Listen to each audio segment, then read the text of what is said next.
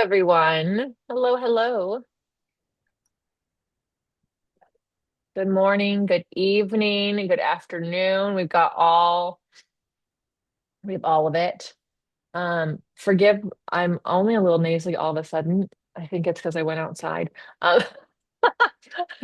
When you were wondering about your voice, I thought it was because of allergies. I thought the event was out. wouldn't that be a great excuse? No, it's just because I talked too loud for too long. Brad will get mad. You guys, we're on tour, he makes me do voice lesson exercises in the car before and after I teach. And at any place where there's 12 people, he's like, get a microphone on her. This one studio, it was very long. It was 10 reformers in a row. So imagine like all of your club lights, but just in one row. And I was like, I felt so far away and I was like shouting high ceilings. Anyways, no, bro. I was like, no, she needs a microphone. Um, Anyways, okay, we're gonna get started with a workout. Just like yesterday, if you're not working out, you'll be camera off, and Megan's not gonna mark you camera off because I'm telling you, be camera off. Um, but if you can work out with us, it'd be great. So you can feel what these exercises like in your body. And then we're gonna use those mat exercises you guys struggled with for another way of using the tower. And then we'll go over some questions, and then we have to dive in real quick we have a lot of exercises to get through. Um, and we have a Joe's Gym workshop to discuss. And if we have time, you guys will get to practice it a little bit. Megan Lauman is our host facilitator today. I can't remember if you've done the morning group before or not, Megan. Did you do morning last time? Okay, so I've done yeah, both. yeah, she's out in St. Louis. And I just want to also say she has four children and works full time and manages to keep her Pilates practice up. So for those of you who feel like you're too busy to be consistent, I just want to say, just want to shout out. You can. You can do it. You can do it. You can do it. Okay.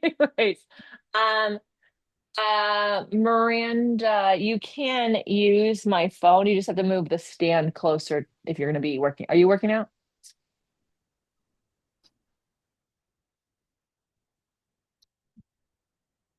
Let's get going, guys, because we don't have a lot of time. So, Miranda, turn your camera off on your laptop though, and then use my phone as the camera for the Cadillac. Leslie, is Um, Miranda the only one who's with you in person? oh, sorry, in person, I have Christine Ivy from 5.2 and Terry Thompson from 5.2 and Miranda from 5.1. They're all camera on all day. Thank you. All right. So let's get you all set up. If you are afternoon, please be camera off. If you're not working out, be camera off. If you are working out, be camera on. And we're going to start with the single leg spring exercise sprung from across. So before we get going, if you have to put all your springs on, go get your arm springs, go get your leg springs, go get your rollback bar springs, have them all ready. I don't understand them not like when they're just like hanging on a wall. Let's have them accessible so we can flow. And then lie on your back. Hands are definitely higher than your elbows for this. And then they're going to have probably 90-degree bench arms. And then right leg spring will go on your left leg. Um,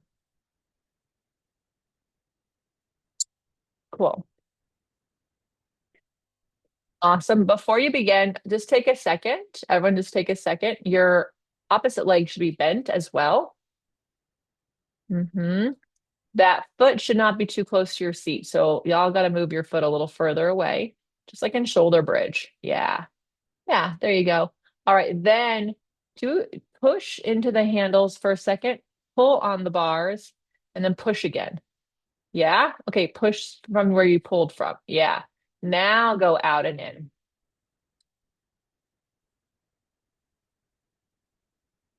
5 times and then 5 up and downs.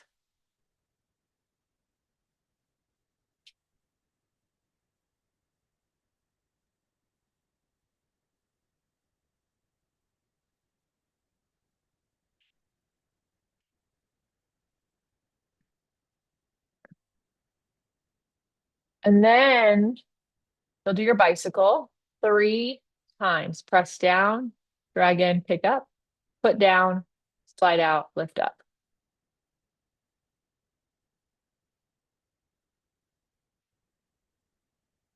Cordelia, push down with a straight leg, drag it in, hold it, pull that knee into your chest, push that foot back to the mat, slide it out, slide it on the mat, lift it up. Cordelia, did you switch to using arm springs like we discussed instead of leg springs? Try it with your arm springs.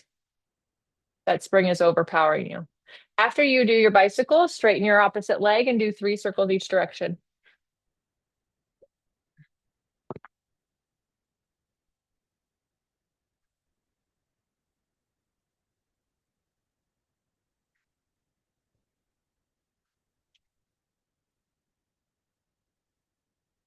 After you do 3 circles in each direction, bend the knee in, switch your leg, switch your spring.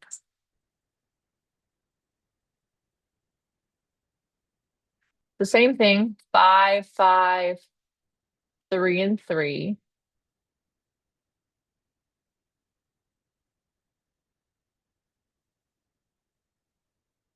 Vicky, I like the zest, but I want you to work the out and the in. I bet you could pull in more while still pushing into the spring. Desi, your leg is going down on the way out. So find a way to control the trajectory. Gwyneth, that is the most control you have done. Great job. You're up, down.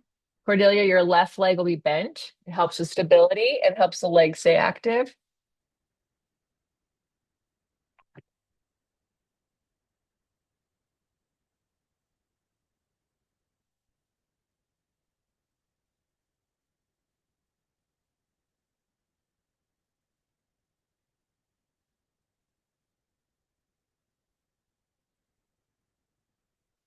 And then with the bicycle, it's not about how much you can let your heel touch your butt. It's how much can you control that hamstring pull. Then you do your 3 circles. When you do your circles, the leg can straighten on the other side.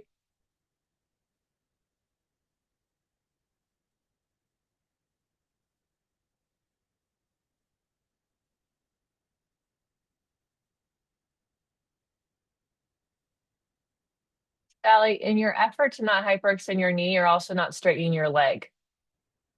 You gotta straighten it, babe. Yeah. After you do your circles in each direction, let's go ahead and grab your rollback bars and do 3 rolling backs, but feel how much your legs can work from the back of them, from all that work. So we start with bent knees and then roll back. Vicky, you're a little too bent. I think you could probably have a little straighter legs next time. Some of you are pushing the bar down to go back. Just round back. There's no extra effort with the arms. Just round back. On the fourth one, roll down and stay down, draw some circles.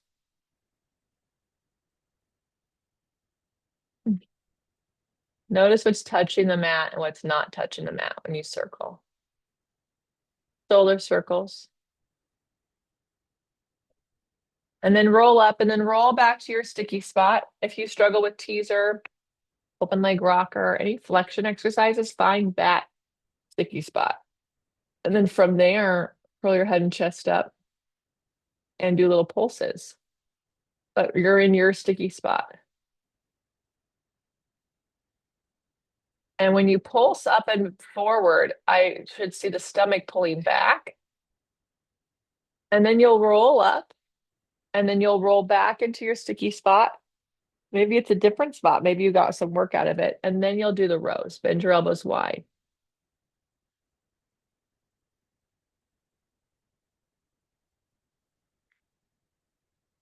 Hold your arms straight. Sit back up. Take a second. So I'm seeing a lot of effort on the bend of the elbows and then a lot of relaxing as you straighten the arms. You got to work the springs in both directions. So roll back to your sticky spot. It should be as much work to bend the elbows as it as to reach the arms forward. You struggle with roll-ups, teasers, 100, open leg rockers because you're not reaching your arms from your back. When you straighten your arms, there should be a moment before you bend that you feel your straight arms connected from your back in a round shape. And then roll up. All right, two side bend each side. Right hand in the center of the bar, left arm around your waist, round back.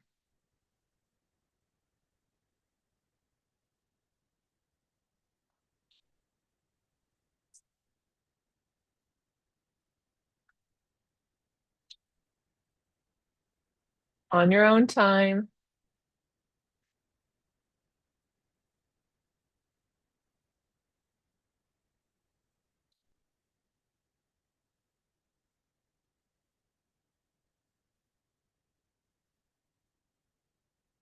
Focus on side bending the spine before dealing with the legs and the fingers. Bend the spine.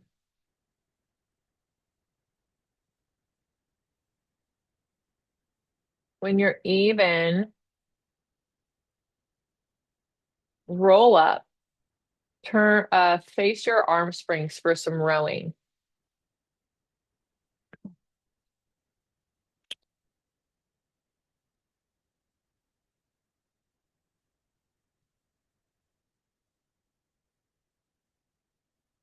Round back for rowing one. Do three of them. Squeeze your legs together. So you'll round back to where you can hold it. And when you open your arms, you shouldn't actually move your spine. Then you push your arms back and hopefully you stay. Then you round forward. Same as the reformer, right? We don't combine them. You round back, you hold it, you open your arms, you hold it, you push your arms back, then you round forward.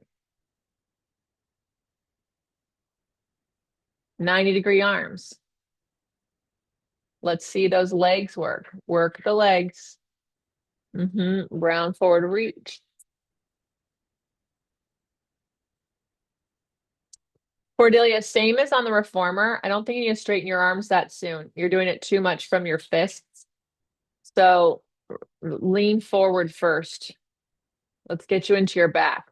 So lean back and then sit up and reach forward. Reach, reach, reach, reach, reach, reach, reach. Keep reaching. Reach your spine too. Go, go, go. Your whole body keeps moving. Cordelia, keep moving. Keep moving. Yes. There you go. Push your hands down and back. There you go. Good. All right. I'm going to skip the rest of the rowings. Let's actually just have you guys lie down, same position that you're facing, and do your 100. So just lie back, curl your head and chest up, and pump your arms. Use this to find the arm back connection you wish you had in that rowing sequence. Use your legs to help you find the longest round shape. Point your feet.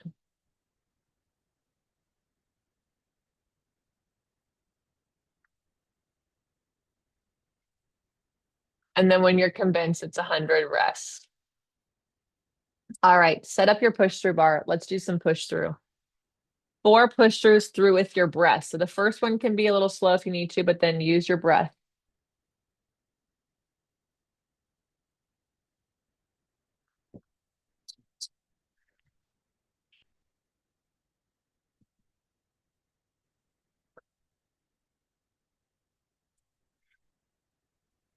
On your own with your breath.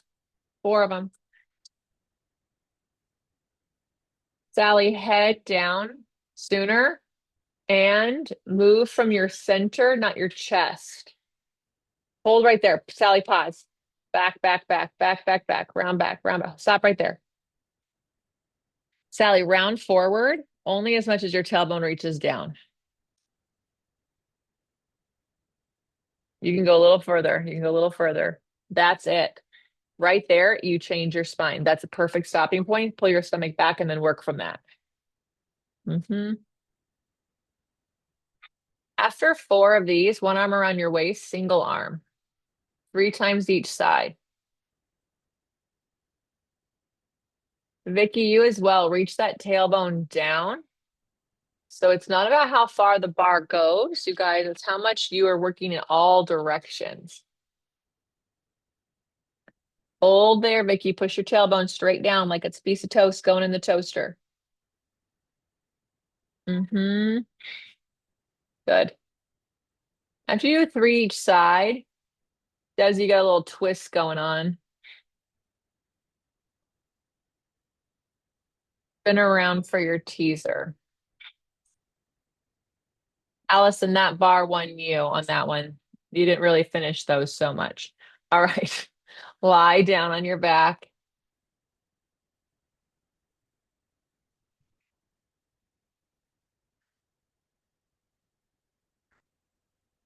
Go ahead and reach the bar overhead three times. Three times. The shaves are define your back.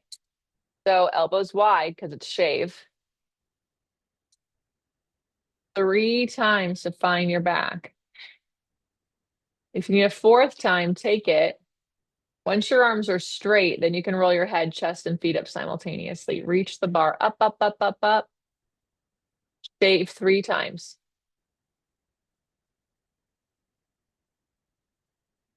And then roll down, reaching the bar up. Then reach your arms overhead one time. Roll back up. This time you'll come up, stay up, legs go up and down. Legs go up and down. Reach the bar up as your legs go down, and then roll everything down. Bend your elbows, reach. Bend your elbows, lift. Roll it up. The spring isn't so heavy, so how come all these teasers look so good? Is it because you can do them, arms and legs, same time? So when you're on the mat doing your teaser, what is keeping you from finding this lift? Roll down, lifting the bar up. Squeeze the legs together. Roll up one more time. So one more big stretch. One more roll up. All right, stay up here. Stay up, stay up, stay up. Reach one arm forward. Reach the other arm forward. Hold it. And then lower everything down with control. Good. Awesome. Okay. Let's hook up that push through bar. Let's go to your rollback bar and let's do your chest expansion. I think you unclasped the wrong part. All right. And go ahead and get started, but remember you have to start set up for chest expansion. So shoulders over hips, hips over knees. Pull the bar towards you. Look both ways. And then lift the bar up. Three of these and then go into your thigh stretch.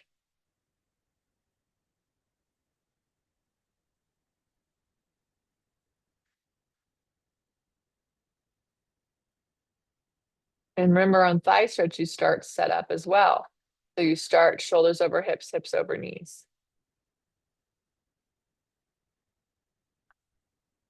Three of these. Your knees ideally are a fist distance apart.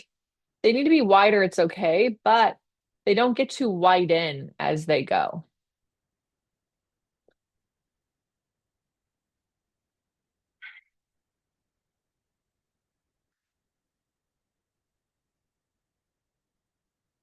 All right. So come up and stay up for a second. I'm not, some of you have knee stuff, so this is not for those people. Most of you don't have knee stuff. These thigh stretches seem a little lazy and not strong. I want to see you move. It looks a little lethargic, going back and forth. It's like, huh, huh. I want to see you go, I'm doing thigh stretch, boom, and then come up, thigh stretch, boom, and come up because so I want you to do the back bend Right now, what I'm seeing, it's a little, I don't know that you have the strength to hold it. So go ahead and do two more and show me your thighs move. That's your back a little bit, Melanie, but you're getting closer. Move your thighs. Yes, move the thighs. Yes. Vicky, you can keep doing thigh stretches. I just didn't want you to go further back than you were. All right. Okay. Getting better. These look a little bit more like strong people working out.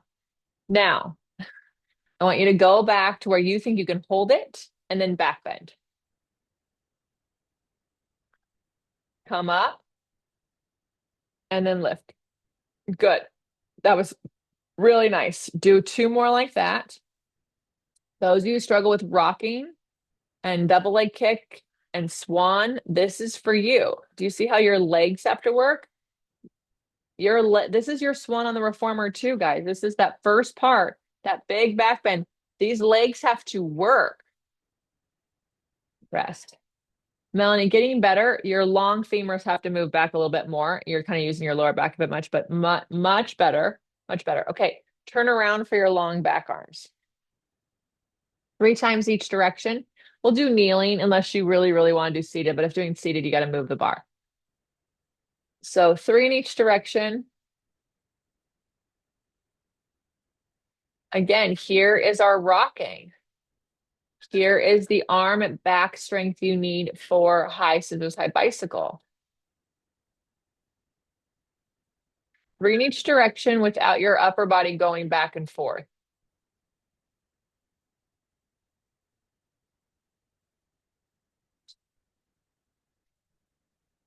Awesome. All right, let's do your rolling stomach massage. Lie on your back. Start with straight arms on the vertical pulse. Start with straight arms on the vertical pulse. I promise you it makes the setup a little more possible. Then grab the bar and get your feet, legs, knees over it. Heels together. Yep. Squeeze your feet to your seat. And 3 in each direction. Go ahead and go. Jamila, don't cut off the setup though. Bring your knees into your chest. Knees to chest. Roll your hips up and bring your knees to your shoulders. Now knees to the ceiling, over your hips. Knees to over your hips. Hold on, get your knees there. Yes. Now lift your hips up and move your feet to the floor. Yes, keep going, keep going, keep going. Keep going, keep going, keep going, keep going. Yeah. And then roll down.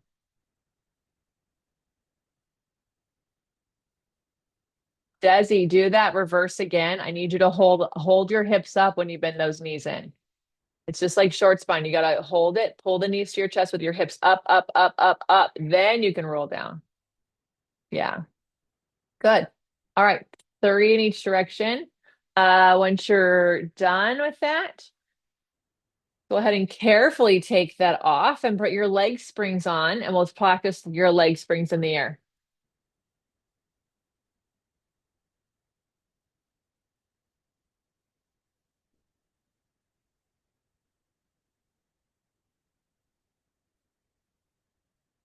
So you have to have straight arms again.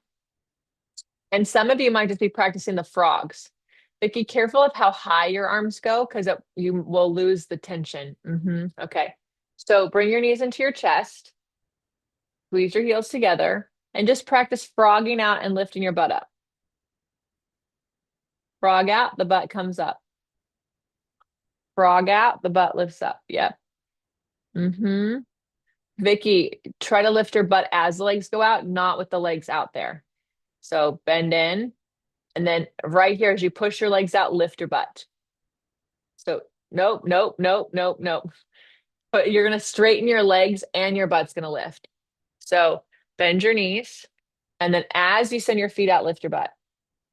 So put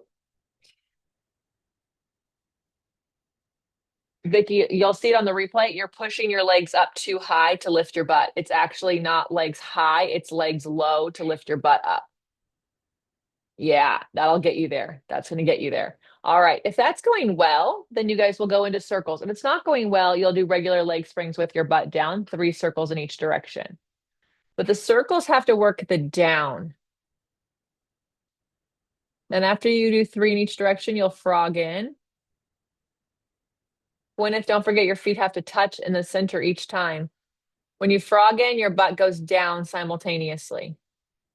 Frog out. If your hips lift, you'll walk with your hips up. If your hips don't lift, you'll walk with your hips down. So you're still doing the exercise and you're getting yourself there. I would walk more low, Sally, than high. So hips up when you're walking down. Hips stay up when you walk down. Yeah. Dan, you only move one leg at a time. You were like swimming versus walking. All right, what push out if your hips lift, you'll do beats in the air. If your hips don't lift, you'll do beats with your hips down. 8 open close, hold it, lower the legs.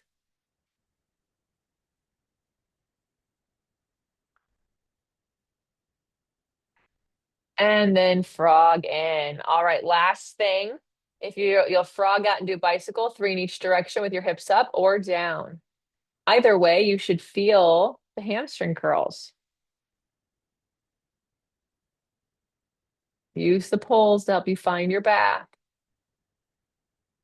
Bicycle lower, Melanie. Lower, lower, less high. Low, low, low, even lower. Your ceiling's even lower. Yeah. And then when you're even, bend your knees in.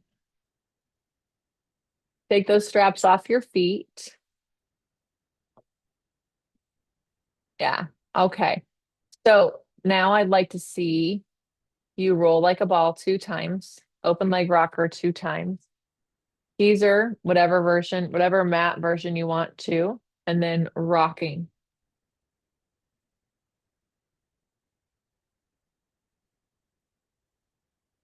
Good. Open leg rocker. Vicky, if you do not celebrate what you're doing after this, I don't know what'll make you celebrate. It's so good. It's so much better than the mat weekend. So good. Teaser.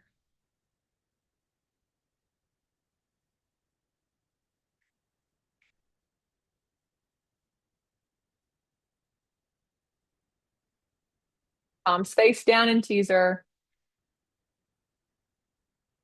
And then rocking.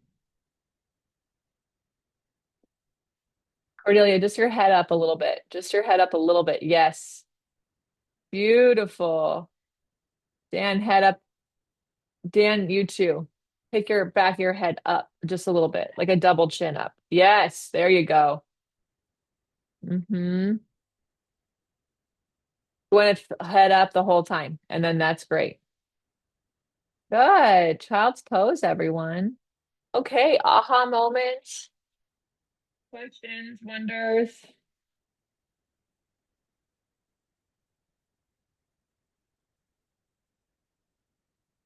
You can come camera on if you're in the morning group. I've been doing the things where you lift your hip like the magician or the bicycles or the beats, anything with your hips up. I've been doing it with higher leg springs. So I guess that's been cheating. But it was fun. Yeah, I'm sorry, guys. I'm hearing myself twice. Um, uh, your your leg springs still look low to me. Did you get the measurement right? Do you have 33.5 inches? No, I need to go up an inch and a half for that. Okay, So yeah. I'll adjust it. Yeah, I think that will help. So it's 33 and a half to the clip or to the center of the bar. Where the spring is clipping from. Okay. Then I need to go up like 4 inches. Okay. That'll make it easier. Thank you. Thank you. Yeah, no, you're gonna set yourself up to actually what's happened. I already disconnected. Technology today. Okay, thank you. Um, yeah, no, you need that inch and a half, first of all, and those purple springs should be good. And then unfortunately, the short yellows are just gonna be really hard for you for rolling stomach massage. Vicky, I did in the afternoon group. I don't know if you saw yesterday. I did give a couple of the girls permission to use the short blues for the rolling stomach massage because of their booty abundance. Just be mindful. You have to be able to control it too, right? Because those short yellows, if you had grays, they would just be better. Because I think the blues are helpful, but almost a little too much. There does need to be an effort where you're doing it. So, fine. Um, so, um, so, um, so you can, adjust with the rolling stomach massage, but just know that like the two blues are almost too much, and I don't want to be too much. I would much rather you not get your hips up and be in the effort of doing it. The other thing I was seeing is a lot of you think to get your hips up, your legs need to push out higher. The legs frog out to the same level that they frog out for in the regular leg springs. And it's not to like the top bar of your Cadillac. It's kind of like where your push through bar is, right? It's kind of like it's to me like I'm kind of frogging out to the bottom of my push through bar, right? Because you want to be pushing with the back of your legs. A lot of you are lifting your legs higher to go out, and that is actually taking you out of your hamstrings. You're not even having to work them. And that's why you'll if you do that, you'll continue to struggle with some of the mat work and reformer work because you're not actually using the Cadillac's exercises to help you roll more up those leg springs or warm up the back of the leg, excuse me. Yeah, Sally Joe, you were like down 3.5 inches. So yeah, that's like a huge difference in the being able to lift up or not. Like that really matters. So definitely you guys get in the habit of if you don't have equipment that is set up already, you got to get in the habit of setting your equipment up before you get started, right? Making sure you have it. I know a lot of students have rules about springs and where they go when you're done, but like set it all up for when you start to work out. That's going to be helpful. Yeah. Um, uh, Oh yeah, I'm sure no one will actually notice if you put it there. No, like no one is going to know. It's how would they even look at it? Oh my God, there's a Sharpie. I doubt they would even go like notice all three of them. So it is annoying to move the spring bar up and down, but you got to do it if you're doing arm and leg springs. Has to be done. Um, so just make it quick and make it easy. Yeah. Yeah, Vicky, that looks more like it because typically like when I look at, if you guys look at my Cadillac, look where my leg spring hook is and look where my rollback bar is, right? They're kind of around the same-ish spot. So whenever I see someone's rollback bar really high and leg springs really low, I know like, now with your short yellows are, I think, a little shorter than my bar, but still. So always just take the time to measure, put a Sharpie on. Makes a big difference. The other thing is, please watch yourselves back on how much you're reaching out and in. A lot of you are activating the springs, but not closing them. And when you close them, you're kind of like resting. So in leg springs, you can bend your knees in as much as your tailbone stays down or as much as you can stand in the spring. So we've got to keep that in mind. It's the same thing I'm seeing in when you do double leg stretch or coordination. You guys kind of just like bend your knees in a little bit, right? And you're not pulling things in. You're not complete. So the Cadillac is a great place to practice that full out and in, that full range of motion and how and also it will differ on the day. Bless you. It'll differ, right? Like some days you won't be able to come in as much, right? So just be mindful of that. Any other questions, observations, wonders? I Melanie? noticed doing the magician or the leg springs with hips in the air. I was really muscling it with like my arms and back to, like really active through there. And probably that's not what you're looking for, I would imagine. I mean, your whole body is working. Yeah. But you have a hard time keeping your center together with your legs. Hmm. So I think that's something to practice. When you do some more breathing, some shoulder roll down, and then do this. or wait a bit and then do this. There's a bit, you'll see it in your thigh stretch where there's just a little disconnect. And so I think the other thing that it could tell me, like I sometimes when I'm away from my leg spring practice for a bit, legs in the air, I need to do a heavier spring to kind of like find it, and then I can go back to a lighter spring. So it's quite possible that your springs aren't because you're using those purple springs, right? They're a Yeah. little light, right? Yeah. So the reds are a little heavy, but a little too heavy, I think, for your back. But if your back doesn't feel it, try it and give yourself a little bit more spring to find your center and then go back to the purples. Yeah. Allison said she's never done single arm push through and started feeling a cramp in her hip flexor. That's a sign, Allison, you weren't moving from your center. And to control, like anytime you like this is the same thing Miranda brought up on day one with the push through bar, but she didn't feel her hip flexors in the rowing sequence. So what it sounds like is when you're doing your push through, you're actually not activating your seat. And then when you went to single arm, because you had one less arm to work with, you had to use those hip flexors even more. So you're not rounding from your center and you're not grounding your legs from your glutes. So it's just information, right? Yeah, you guys have to get those heels. You have to, it's hard on a lot of exercises, but if you are not thinking about how the legs affect this exercise, right? Like leg springs, it's easy to move the legs, but we got to think about the arms for that, right? When we're moving the legs, we got to think about the arms. When we're moving the arms, we have to think about the legs because otherwise we're going to start to hang in things. So I'm not surprised. It's totally possible. My left hip flexor likes to get in the way, and that tells me, oh, I'm not using my full body. I'm not moving from my center. I'm moving from some parts. Yeah. It's just information for you. Anything else?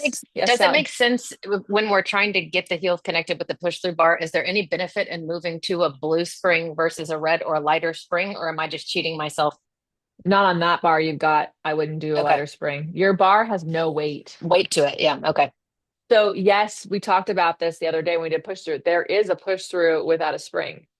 And there's a lot of reasons to do it. You actually can usually feel your back, but not in your bar because it has no weight to it, right? So sure, you can try it, but the bar isn't pushing you around, Sally. You're for whatever reason in that exercise, you have lost what you gained in your short box. So if you could understand that I've seen your hips, I've seen you do a round back on short box and it not be in your lower back like this is. So there's something in your brain that's telling you this is different than what you've done. But you can do this, right? You can. I think it's just a matter of like you and Allison and Miranda, where am I moving from? Right? And some of you, so that means in your rollback, are you pushing the bar down to round back? Are you getting shorter? Right? Watch yourselves on the replay. You're getting shorter to round back. If you do it with the rollback bar, you're doing it with your push through bar. Yeah, you got to be tall and you stay tall and you're creating space from your center, not from um, your shoulders, right? Some of you are creating the space in your shoulders or you're sinking your spine down to hang backwards. So just things to be mindful. Am I hanging off of this bar? It should not be a death grip on those hands, right? It should be able to move inside. It moves like as I'm going. Yeah. Yeah. Any other questions? How the mat work feel afterwards?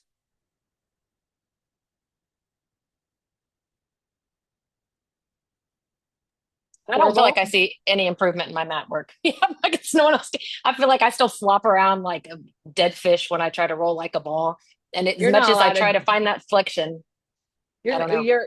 yeah, but you are not giving yourself any grace, and it sounds like you're not watching your replays back Okay. because I have seen it. Okay, And that's encouraging. and and Melanie has seen it, and like other people have seen it, and like you roll through your sticky back. Now, it is possible that because you have a thing, and this is the same thing with Vicky, right?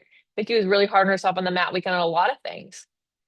And there's very much reason for her to go, it still was clunky.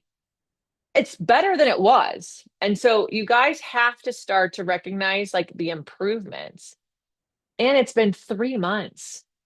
If you were a regular human client of mine, we would not be where we are by now already, unless you were coming 3 and 4 times a week, right? So these exercises are not magic pills. That's what you guys are expect. That's what you guys want cues for too. You're like, oh, I need a cue. So it's a magic pill. They can just do it. If they can't do an exercise, it doesn't matter what you say. They can't do it, right? But can some exercises help make connections? And what I think you guys will see back is exactly why you're struggling with exercise you're struggling with. When you watch the replays back, I think you'll be able to see, oh, look what I do when I round. Oh, I do push my leg out and lock my knee. Oh, you know what I mean? It's information. It actually like kind of makes it make sense because the springs and the pusher bars are bouncing, pushing around. It's like, oh, well, that's happening when you don't have the pusher bar. You just don't have anything to show you. So I think you all have to be a little kinder to yourself and just know that like some things are going to take years after this program. But how are you using the exercises to help you?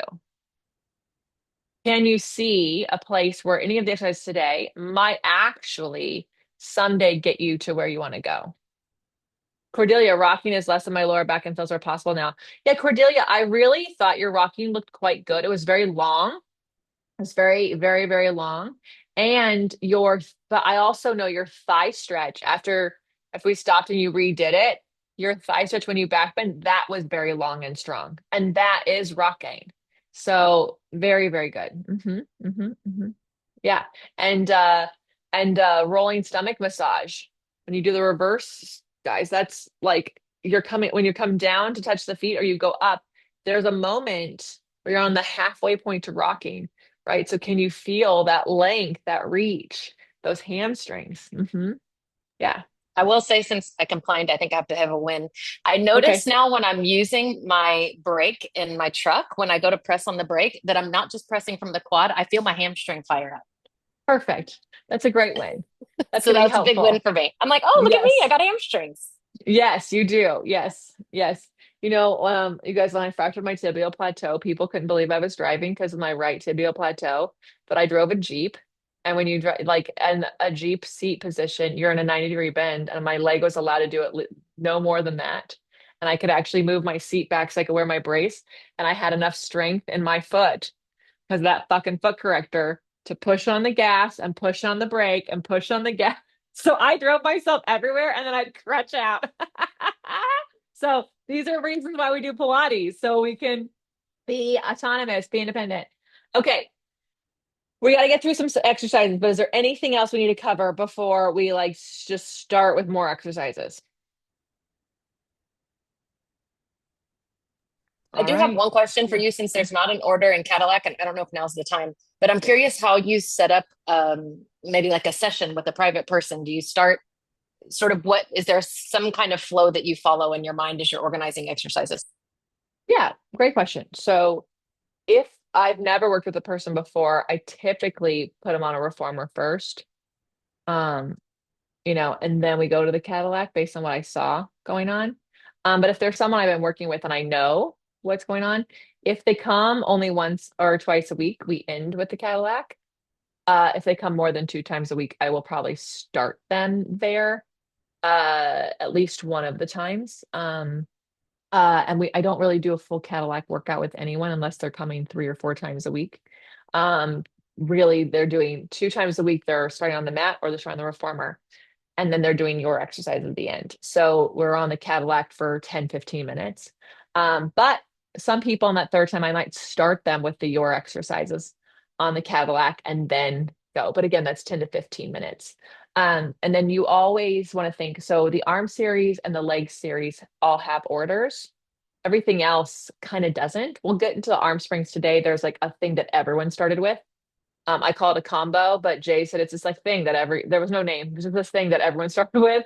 Um, but there's not like an order. However, I the thing that I follow in my brain is that I try to go from sitting, kneeling, standing, right? And then I do things somewhere in the middle. I get people on their stomach after they're warmed up. And then if I'm gonna do anything overhead, it's middle to end. So those are like in my head how I'm doing things. Um, The other orders I'm keeping in mind is I try to exhaust one piece of apparatus before moving on, if I can. Sometimes I can't, but because I hate a second slider bar, I try to do the leg swings and the arm swings and not go leg swings, arm swings. I try not to, right? Because it's like a little annoying um, for those people. But also, like sometimes I have a method to the madness that I want to get the arms connected to the back before we do leg springs in the air or something like that. Um, the other things I also try not to go rollback bar, push through bar, rollback bar, push through bar, because you got to put them away. Can't have the rollback, the push through bar just like hanging out, right? So I try to stay in the area and then be done. And then the last thing is you always want to end standing and in on exercise you know they can do well, right? So keeping all those rules in mind, um, that's what I try to do. Now, typically, I will start either with rollback bar, arm springs, or leg springs as a start always because they're really gentle. And when I do leg springs as a start, I start with those single leg springs like you guys did as opposed to two. Just it's a nice, gentle way to get the body into it. Yeah, Vicky. So you said you can't just leave the rollback bar hanging out. And I've worked out in studios where they have it always corralled up to the top of the safety chain, or they don't. And I kind of follow the don't because I just have. Tell me why that's a bad practice. My legs hit my push through bar all the time if it's down. That's why. So like it works for you because you're on the shorter side, but if you have a taller client, it's going to be in the way. Personally, um, uh, feng shui wise, I like things should be put away if they're not in use, right? It's kind of like the feng shui of it. Ramana had a whole thing that the push through bar had to be hooked, hanging out, like uh, Yeah. so Jay was like, I fucking hate that because I hit my head all the time. And I, uh, because of high height, I would hit it just walking by. So I have always worked in studios that went against Ramana and like, this is how it was closed. But really, it's just like, it's kind of, you want to approach a piece of equipment always, just like a reformer. How annoying is it to go on a reformer and the straps are in the well? Or there's a spring on the reformer, right? So you think about it as like, I've put it all away, right? The other thing that you can get away with that that when you have a classical Cadillac, you can't, those little pegs hanging down, they stick out onto my mat. You don't touch it, but they stick out on my mat. So again, it's something I'm hitting when I'm doing my leg springs. My head will hit it doing my arm springs. So it's just like it's in my way. So so you don't have that problem because your arm and leg springs are on the same side, and that's why you haven't experienced what I'm talking about. It's constantly in my way. And so that's my thing. Obviously, like I have an easy way of taking it down and up. Maybe you put a bungee cord as opposed to the safety strap. Like there can be easy clips or clasps to like have yours hanging away. You also don't have to do it. I just like it's the same reason I want a foot bar down when it's not in use. It is a distraction. It's in the way. It's actually for people who are claustrophobic, it's affecting their spatialness. So get it out of the way. Yeah. Yeah. All right. What is the center hook for on the open end?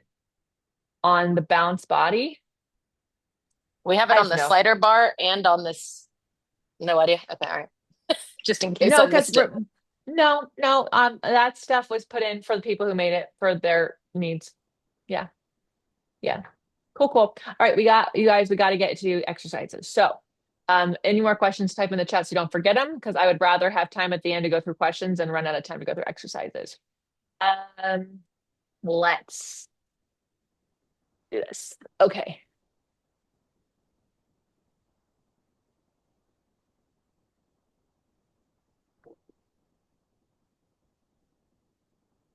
All right. Miranda, you're up first.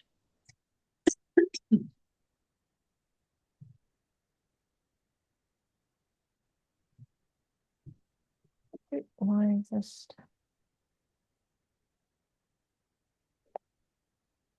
Okay. So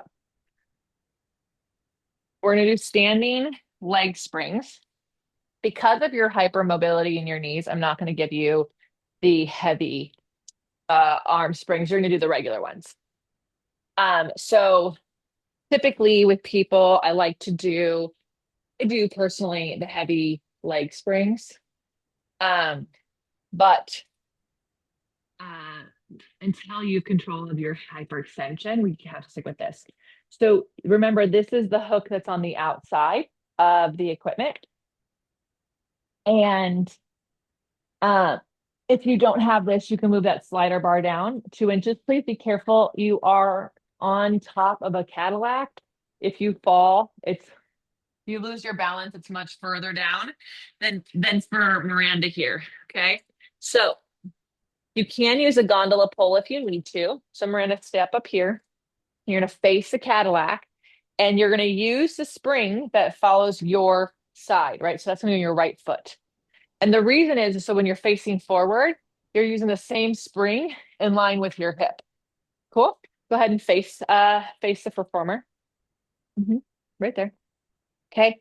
So I would soften your left knee just a little bit. So you're standing in your left glute. Yeah. And then your right foot is just going to slide across the floor with a pointed foot.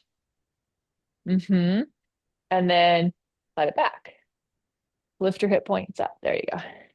So she can go out and in as far as her toe can stay on the ground. Yeah. But you're not lifting the leg up. It's very much like you could just slide it across. Yeah. And then she's showing us, she's doing a great job, but people tend to stick their butt out a little bit and they tend to get shorter as the leg goes out. I want to get tall.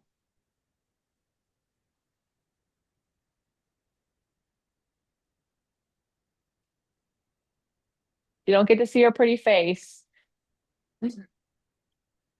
All right. Turn towards the spring and do this. Yep. There you go. All right. But keep going. You got to turn all the way around. Yep. And now you're going to slide that leg across your body. I'd step your left foot back a little bit because see how you're too far forward. There you go. So slide that foot across. So now you're bending your knee, Miranda. Yeah. Lift your chest taller. Point your foot and move the thigh.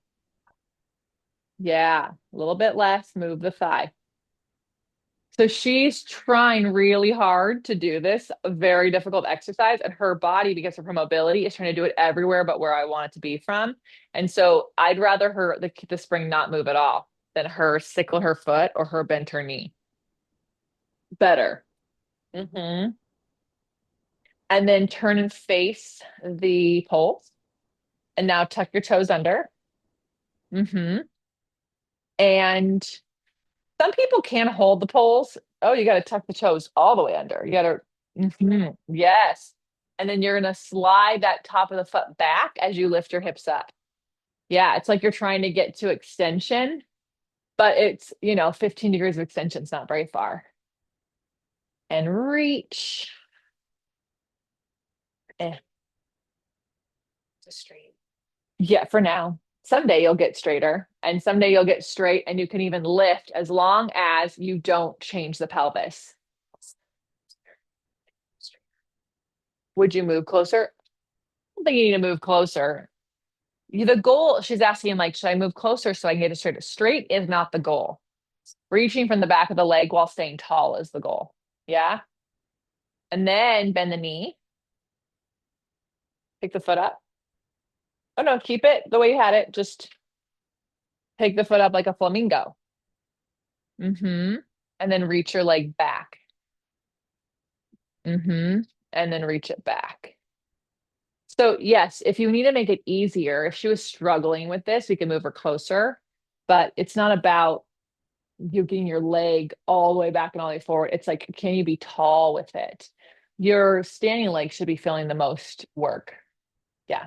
Go ahead and switch legs, switch side.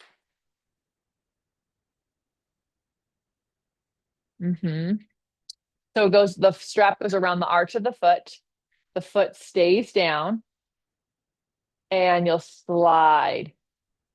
And again, with your hypermobile people, you got to be bit in a soft knee, and your chest needs to be nice and tall. Yeah,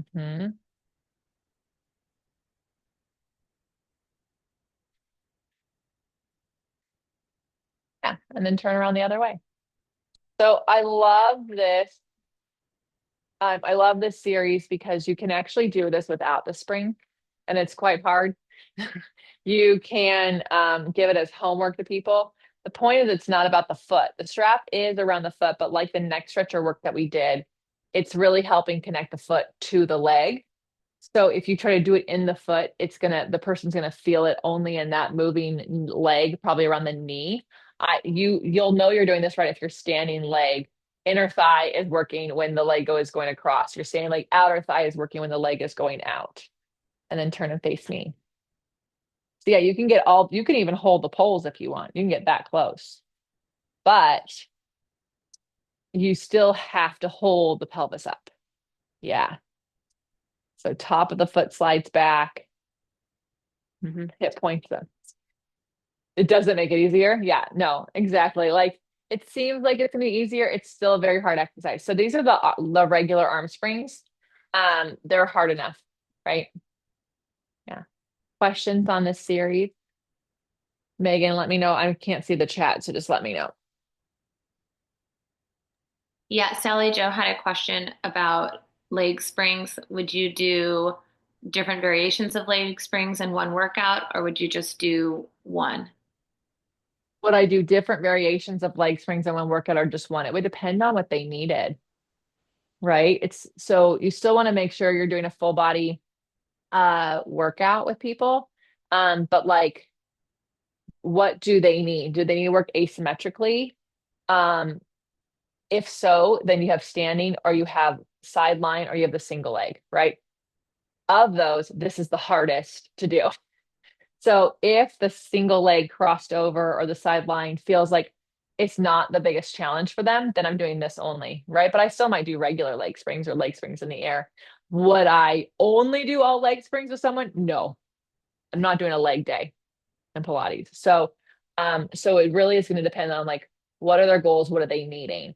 If I'm seeing that in their work when they do symmetrical work, they're good. When they do asymmetrical work, they're not. Because the Cadillac is a great your exercises place, I'm going to do asymmetrical leg springs with them. But then I want to end doing something symmetrically, so probably some squats or something that I know they can do successfully as an ending. Yeah. Do you have another question? Mhm.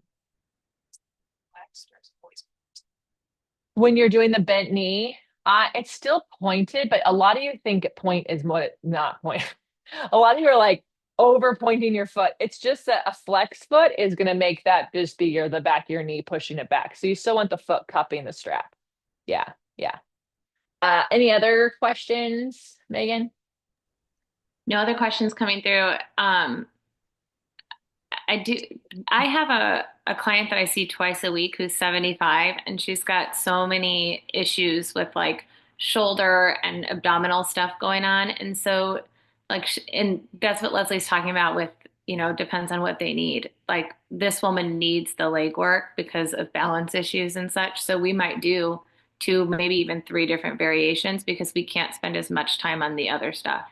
Yeah, yeah, yeah. So It's just going to depend because and that's where it's like what yeah, I love it. So what does that person need?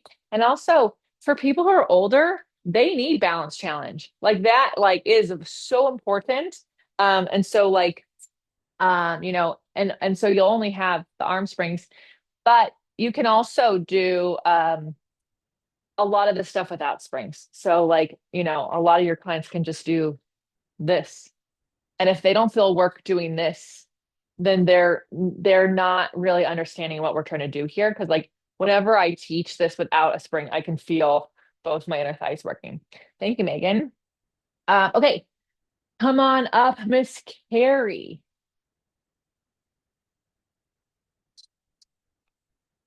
So we're putting the rollback bar on the springs from below. Right, guys, this group, we haven't done any of the standing stuff over here, right? Okay, great. Come on over and grab this. Okay, so we're going to do the zipper. And you want to hold that bar a little bit more in the, not more, definitely hold that bar definitely in the center. All right. Yep, hands together. Good. Heels together, toes apart.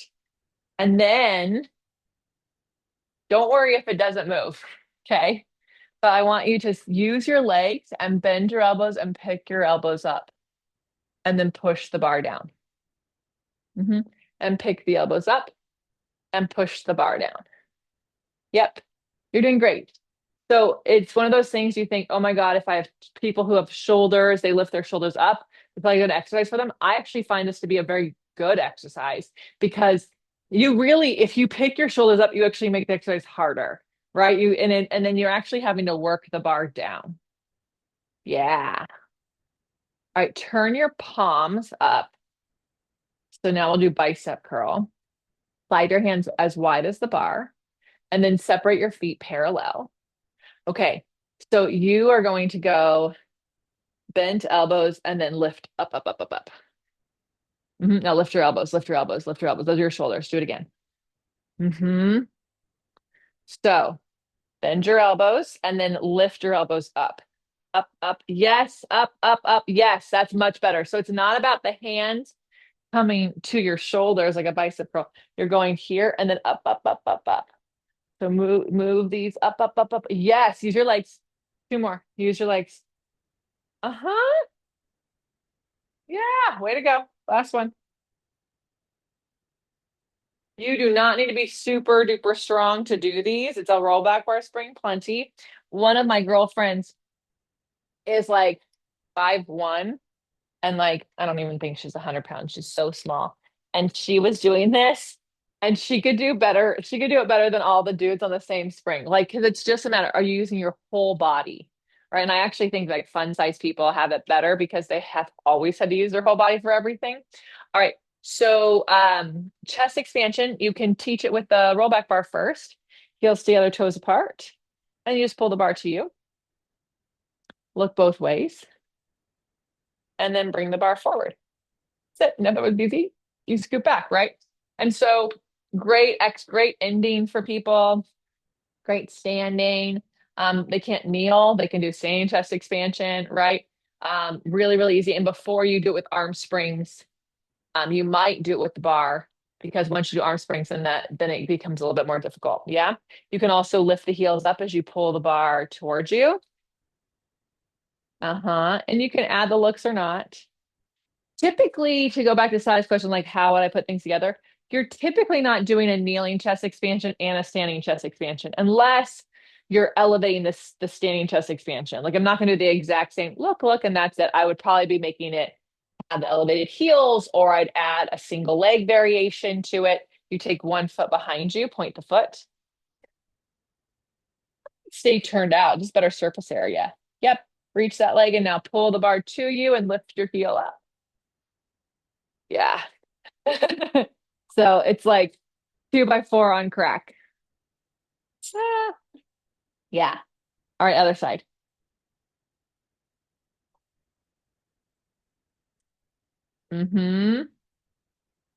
Yeah. Good. Wonderful. Okay. Stand inside the bar. So salute is when your hands are in front of your forehead instead of behind your head. But you can practice getting people ready for shave right here. She's heels together, toes apart. She's leaning into the action, and then she's going to push the bar forward and up. And then just a little more tail down. Yeah, there you go. Cool. Then separate your hands wide. So we can do push-ups here. You can bring it in front of your chest and you can reach the arms forward. Yeah. So if someone is struggling with push-ups, it's a great place for them to work it. You can also, ready, push out, lift up, lower down, bend in. So you can practice getting ready for rowing 3 here. Yeah. This is why you're like, wow, like rowing becomes a big mess when people teach it too early because they haven't gone through all the exercise that actually put all the rowing parts together. You can teach this to someone definitely in their first year working with you. And if they're not able to stay tall and lift their arms up here, you think they're going to do it seated? Probably not, right? Okay, plenty of those. So now you're going to practice. You're going to lunge and push out and slide in. Lunge and push out and slide in. Yeah. And so this is affecting her. She's got a time when she pushes out to when she steps because she doesn't want to push with the arms too soon or push too late, right? Because then you'll get pushed around. So step, lunge, yeah. hmm Yeah, and you can add on. You can push out, lunge, lift, lower in. Yeah,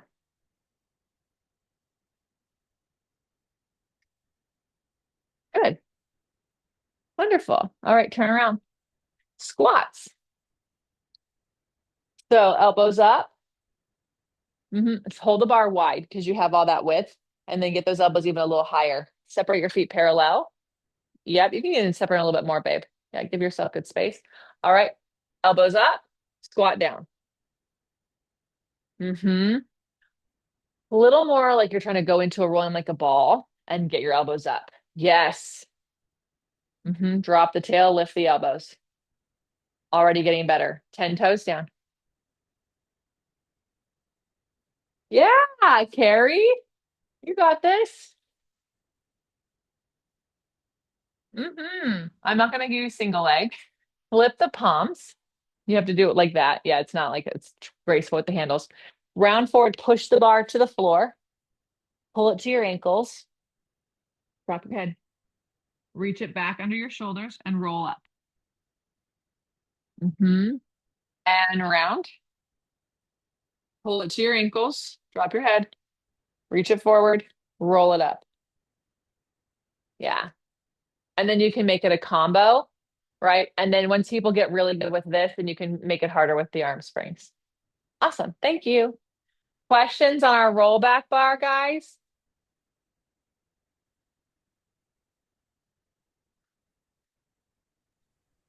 I think we're good.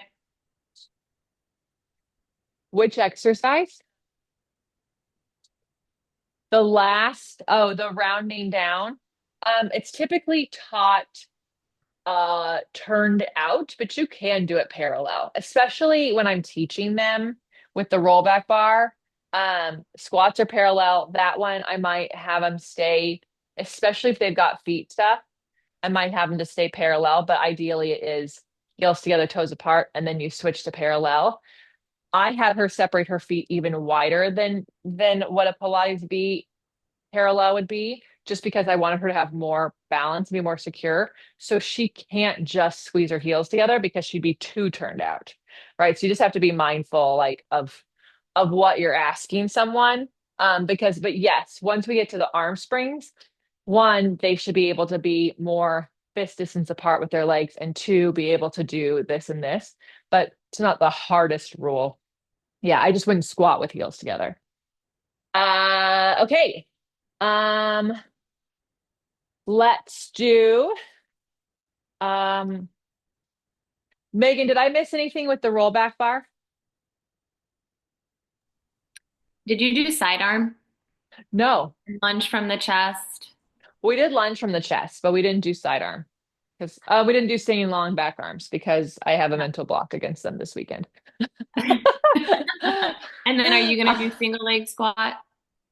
I'll do the single leg squat. Yes, I'll do that for everyone. Although I feel like you guys could picture it, but here we go. All right. So sidearm is essentially your long back arms, but at the side. So this is the movement I'm making. Okay. This is what it is, but nothing gets to change in the shoulders, right? The shoulders doesn't get to go up and down, up and down. So you take the further out you go, the harder it's going to be. So you pull it into you, up, out, and around.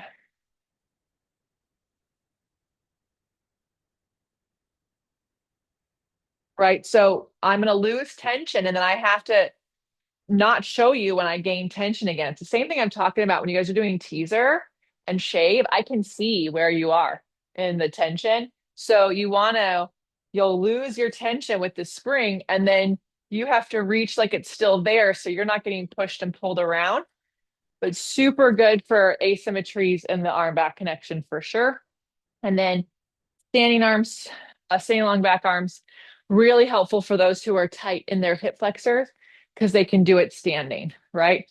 I find it to be not my favorite because it's almost a little too easy for me. The seated and the kneeling really force me to work. But again, great option to get those people who need this option. Yeah. So, and then squat with one leg. I actually, whenever you're doing the one leg, I would bring the heels together for the surface area and then take one leg out. Right. And you probably would do two or three on one leg. There is the opportunity eventually to kick the leg out and round forward. I don't really do it with the push, with the rollback bar because the flipping of the hands is not easy. Like you'll see it with the handles and it just makes more sense. So once people can do single leg squats with the rollback bar, then it's like, let's grab the arm springs and then we can add on. Okay. All right. Christine gets to do some arm springs.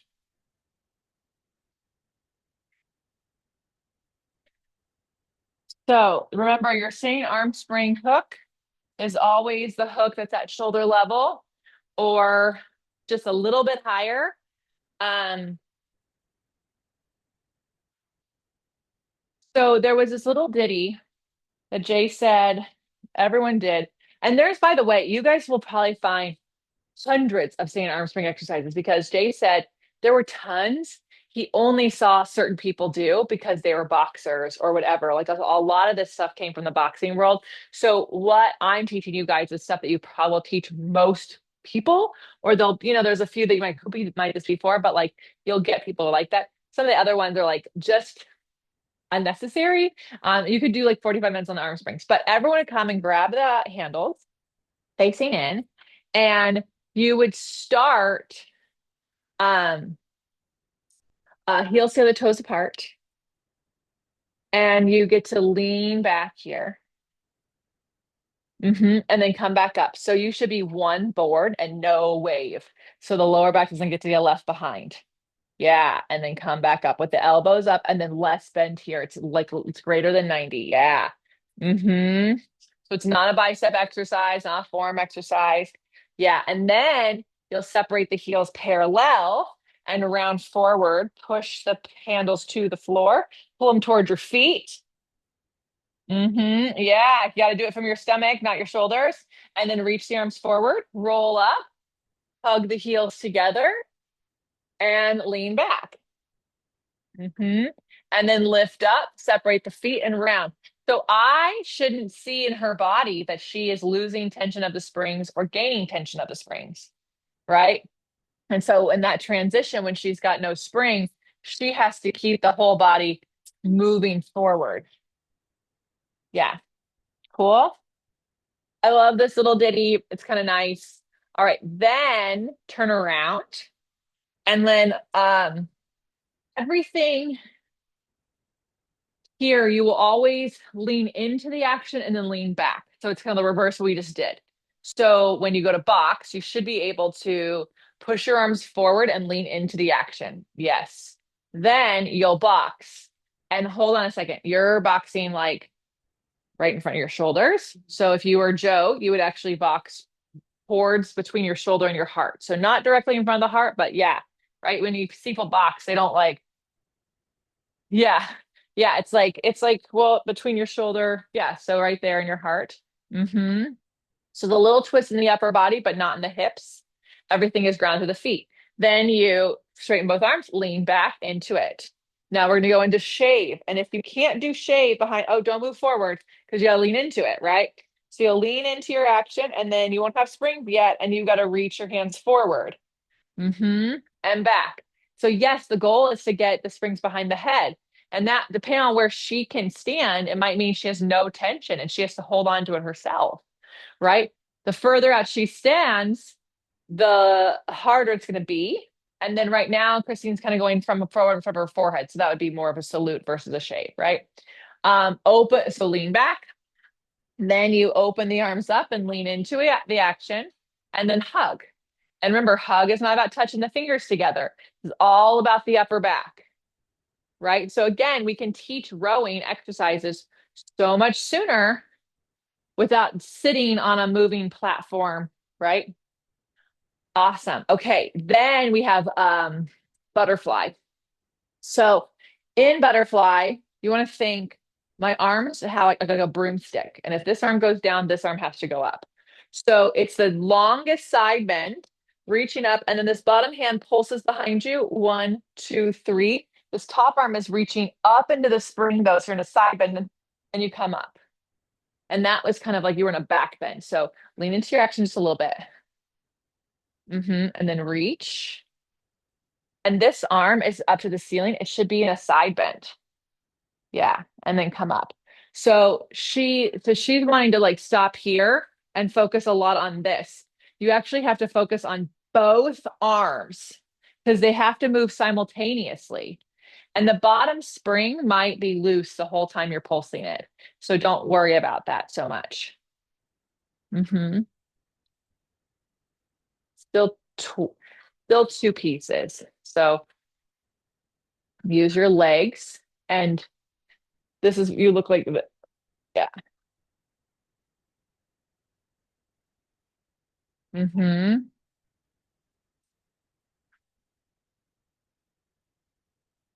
And then come up. Getting better. Getting better. I don't love it for you. It's not something I would give you. It'd be like, okay, great. Um, but it's just because yes, you're still getting the choreography, but also you're hanging in your arms. Your body isn't being affected by the springs in a way that's making you longer. So whenever we're doing the arm spring, it's supposed to affect the center and it's affecting your arms are negatively affecting your center versus positively affecting your center. So, but we're going to do the bat. So here we go. Okay. You're going to go like this, and that's okay. Butterfly is really hard, and there's a way to do it on the armchair, and that might be a better place for feedback. And then we build ourselves up here. But bat, you're going to take your arms and you go through a butterfly and spin around. Now pause. Don't change your feet, but your back should be in more of a horseback. So you're kind of in the longest round shape. And then you're going to pulse your arms back. One, two, three. Push into the springs, unwind. You'll lift your heels when you need to. Yep. And then you'll go the other way. Little less shoulders, more center. And then push into it and unwind. Good. Good. That's bat. Okay. If you can't do the twirls, could she just turn around and cross the springs? Yes, she could. Absolutely. Okay, let's do your boxing, shave, hug. Let's do fencing. Okay, so fencing, you need both handles. So hold your handles in front of your body. Yeah. You got it. There you go. Okay, so then remember that Swakati work we did? Okay, so it's sort of like that. It has to come from your upper back. Your step a little, I would step a little closer to the back of the Cadillac. There you go. And then this foot is going to be in your midline. Okay. And then wherever this foot lands, that's where you're drawing your sword to. Okay. So wherever you lunge, point your springs there and then slide back. Yeah. Go faster. It doesn't tell you off to go slower. There you go. Okay. Use your center, not your arms. Yep. Use your center, not your arms. Okay, now the next thing is your foot slides back. So it steps out and it slides back.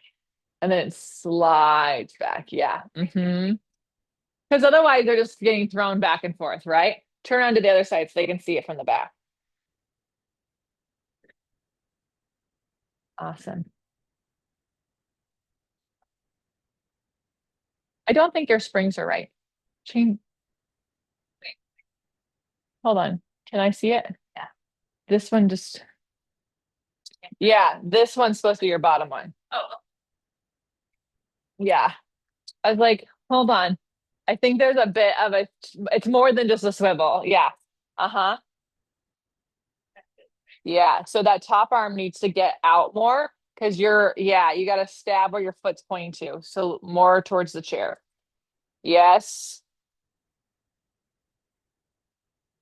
Good. Hard. This is a very hard one. Yeah. Okay. So now, squats. Hold your elbows up. Step back. You want your springs taut. Yes. Okay. And then separate your feet parallel, hips distance. Yep. And then squat down and lift up. And elbows up and squat down. That's better. A little more into a rolling like a ball at the bottom versus butt out. For you, yes. Yeah, you're just at the bottom where like more of a gym squat versus like, yeah. Now you'll squat down and then round forward and you can leave your feet. Mm-hmm. Stay parallel.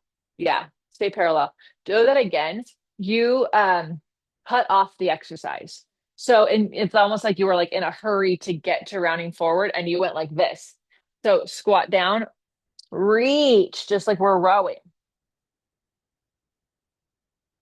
Squat, reach, reach, reach. There you go. Because that's better. That's better. Uh-huh. And then roll up. Yes. And we're only getting to our ankles if we don't lean back. Okay. So we only round because we got to keep our weight over our feet. Yes, that's your tendon stretch on the reformer. Yeah. And then can you roll up not from here? Yeah. Round from your center. Dig those heels down. They're too light. Yes. And then, yeah, that was a much better. That was so much better than what yeah. Now you can bring your heels together. Toes a little narrower. Okay. Now send one leg out, forward. Squat down, come up. As you come up, reach forward. That leg sweeps back. Sweep it back. Reach for your foot. Roll up.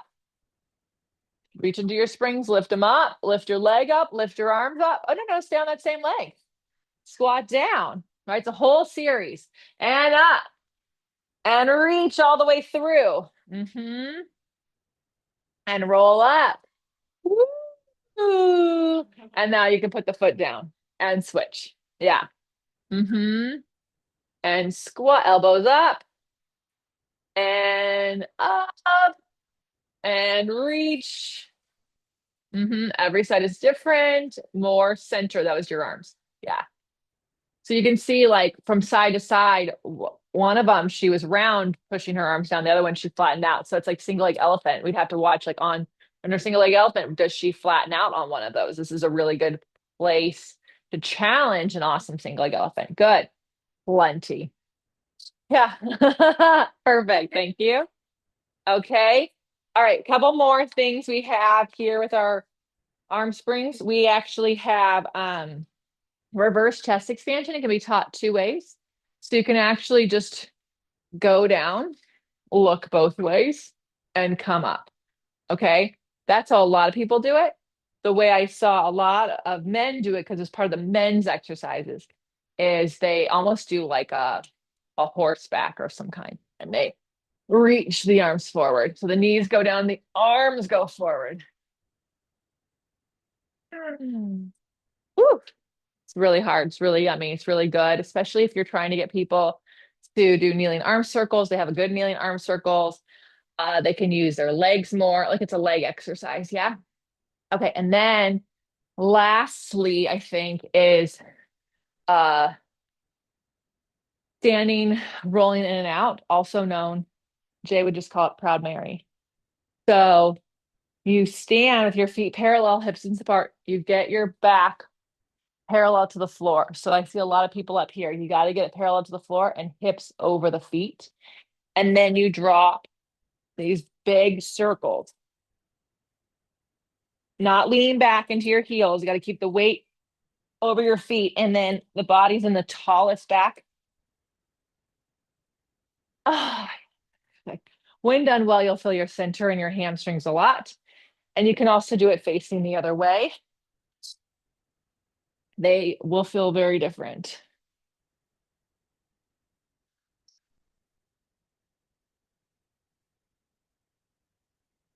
Mhm. Megan, did I miss any of the leg springs? Arm Sorry, springs, arm springs. Yeah. side arm again. Ah, sidearm again. Well, you guys will like this sidearm a little bit more because you can do it with a single arm. So you can doot, doot, doot, doot, doot. So you can go a little further away. And if it's too easy, then you can obviously hold both springs. So I could stand more in the center and do it with both if I needed to. But the sidearm is really nice with the arm springs because you can do it with just one. Just make sure that you work your springs evenly. Did I do Okay, it? I think so. Just to clarify, Proud Mary bat, reverse chest expansion, not on the list, right? In case anyone's looking. I Proud don't see Mary would probably be standing, rolling in and out. that is on the list. Yeah. And then bat isn't on there. I'm not seeing it. Does anybody else see it? If you do, tell me in the chat what number it is. Well, congratulations on an extra one. What was the other one? Um, chest, reverse chest. Oh, reverse chest extension wasn't on there. Well, congratulations. Got an extra one. Yeah, it's a It's bonus.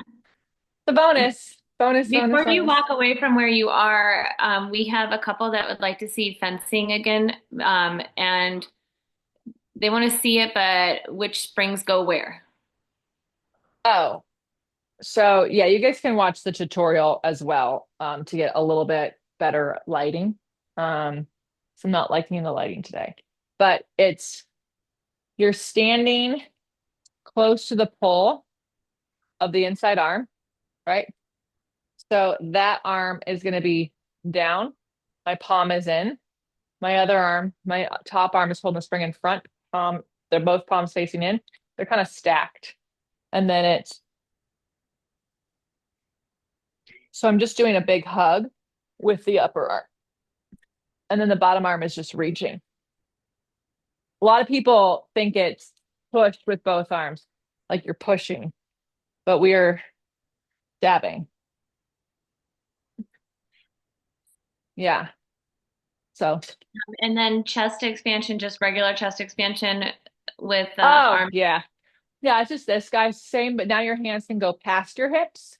You can lift the heels, right? You can look both ways. You can take that one foot back, make it harder. So you stretch your hip and you try to rise up. Again, if you are doing a terrible job with your 2x4, this is not going to become easier, but it's a really good way for you to work. Where do you point from? Mm-hmm.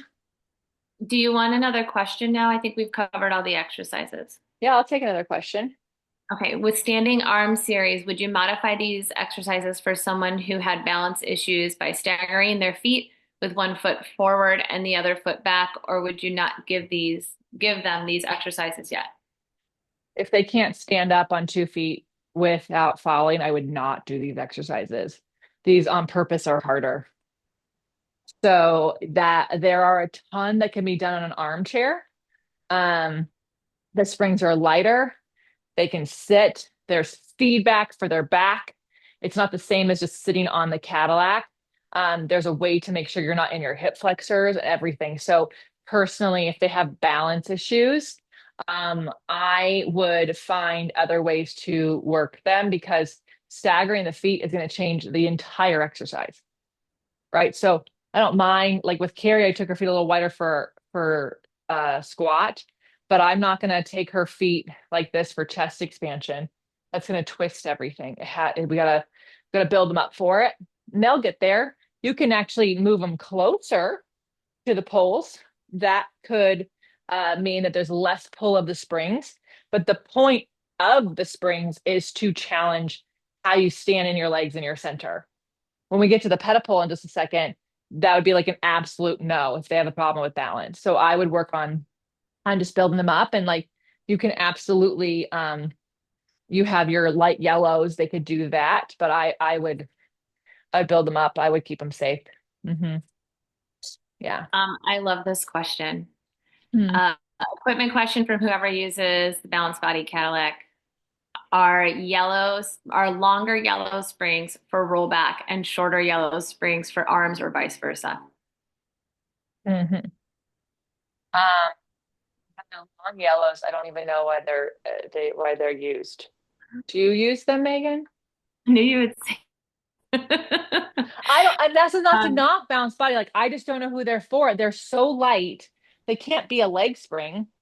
And then that would be such a long rollback bar spring, and they're already not helpful. Like it's not a resisted spring. It's not heavy. So then if you struggle rolling up, so I don't like them. Use the short yellows for the rollback bar and for arm springs. Please get yourself some gray springs. Just put them in your backpack. Those of you who work at places, like I think they're $35 and just like, those are yours. I think you'll love them. I will say the long yellows make the rollback, the roll downs on with the rollback bar more challenging Oh, because okay. it can't But help you also, get. But yeah, but there's, also like then that's defeat the purpose of doing rollback. it's true. Like she said, like the long yellows make it more challenging.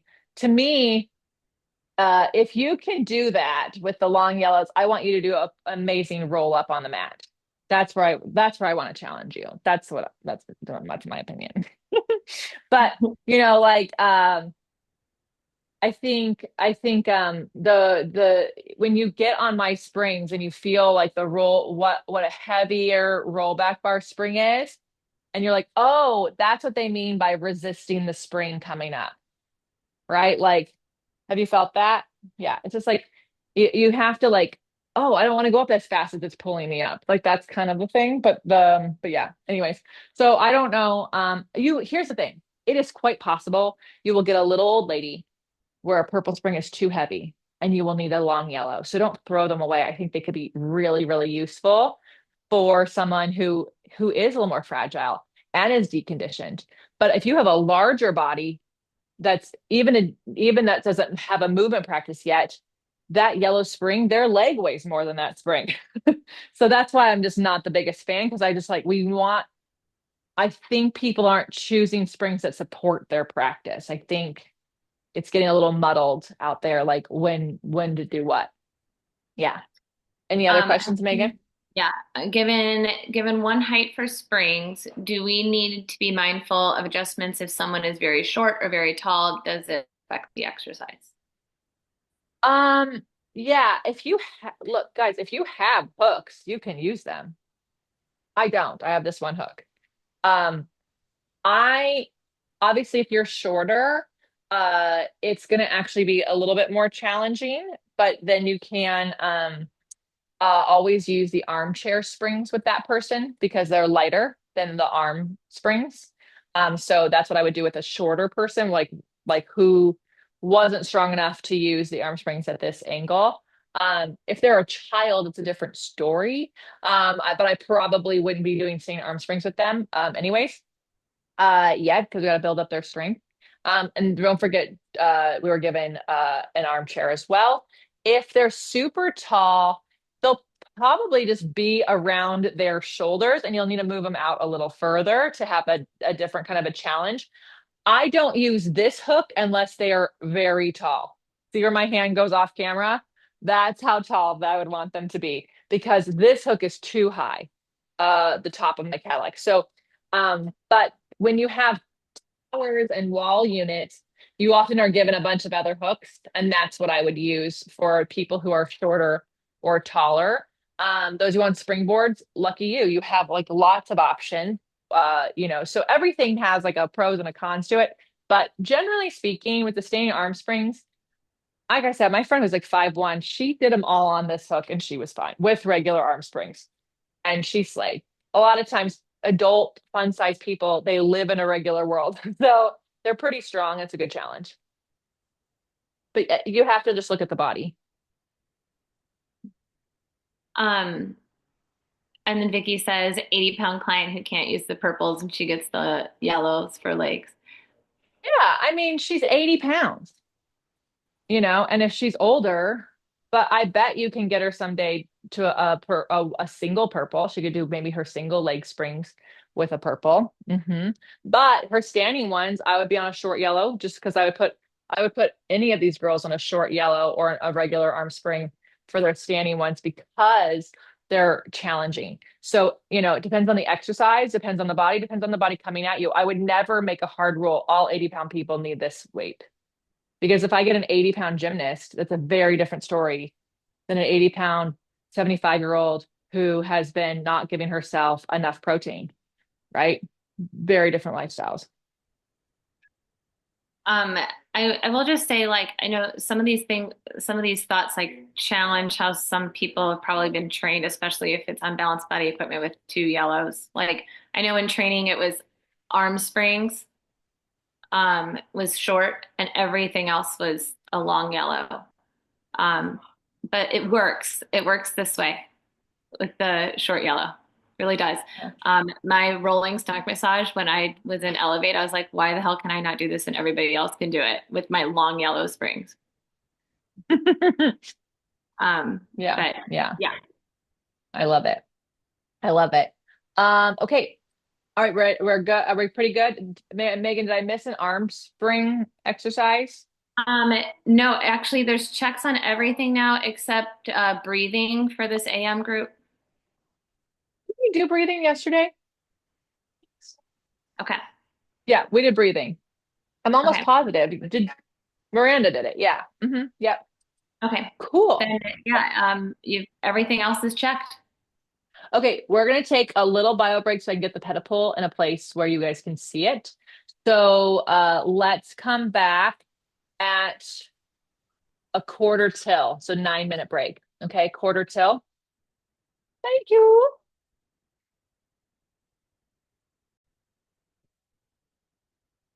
All right, loves. How many people have a pedipole? Christine has one at home, but how many on screen? How many on screen? Vicky has one. Desi has one. Dan, do you have a pedipole? Do you and Allison have a pedipole? Yeah. Okay. So, where am I at in the calendar?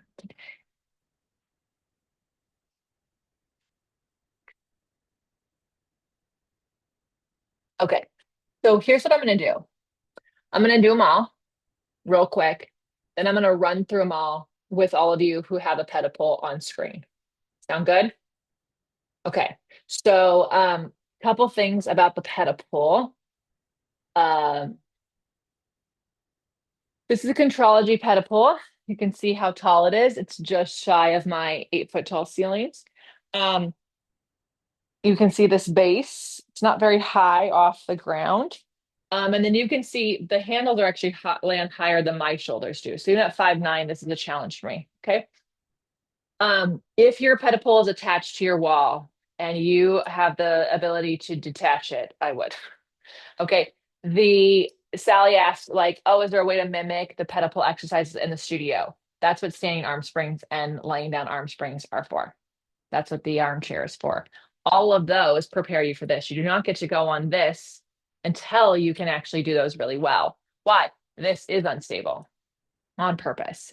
And so a lot of people attach it to a wall, and what you've made is a very expensive, very limited standing arm spring shower because you can't move it around in your studios and now it's taking up space. So it's supposed to be unsteady. All right.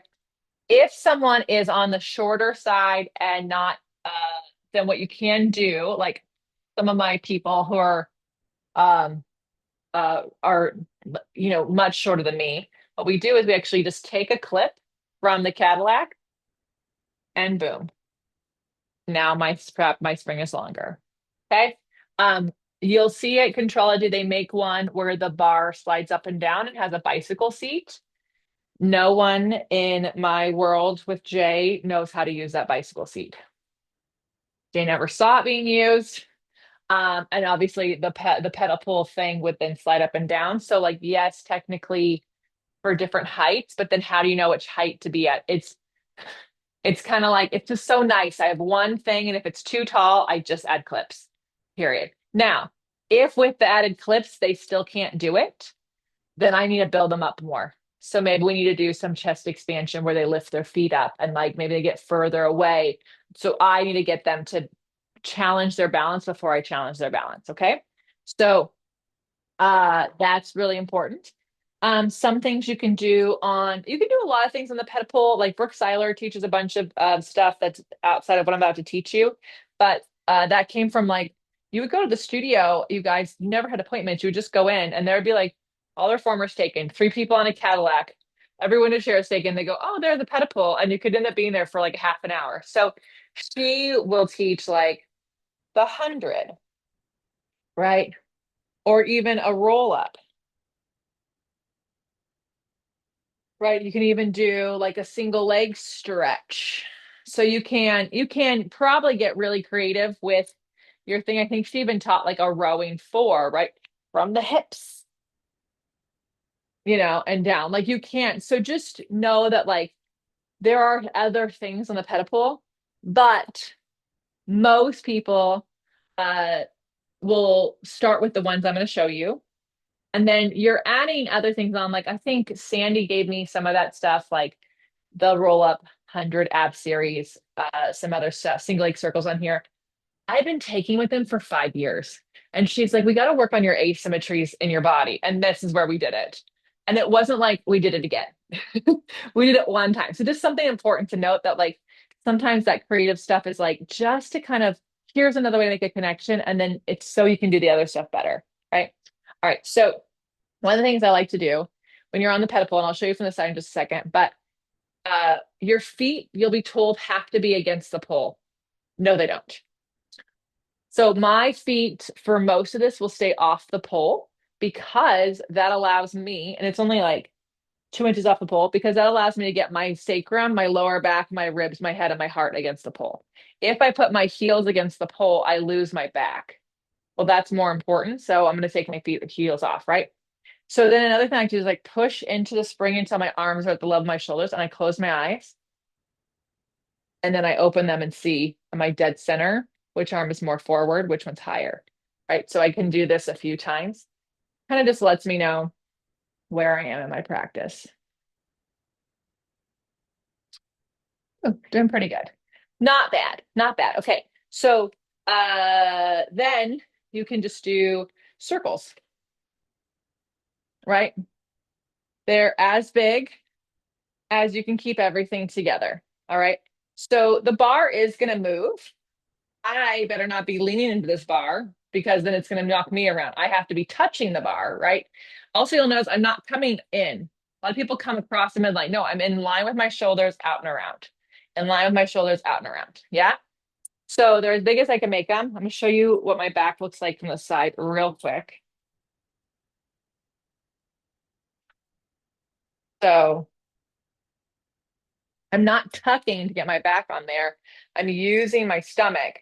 And so I would never have anyone tuck to get their back on there. If they pull their stomach on and nothing, there's still a gap, that's fine. We just don't get to have more of a gap. So it looks like this.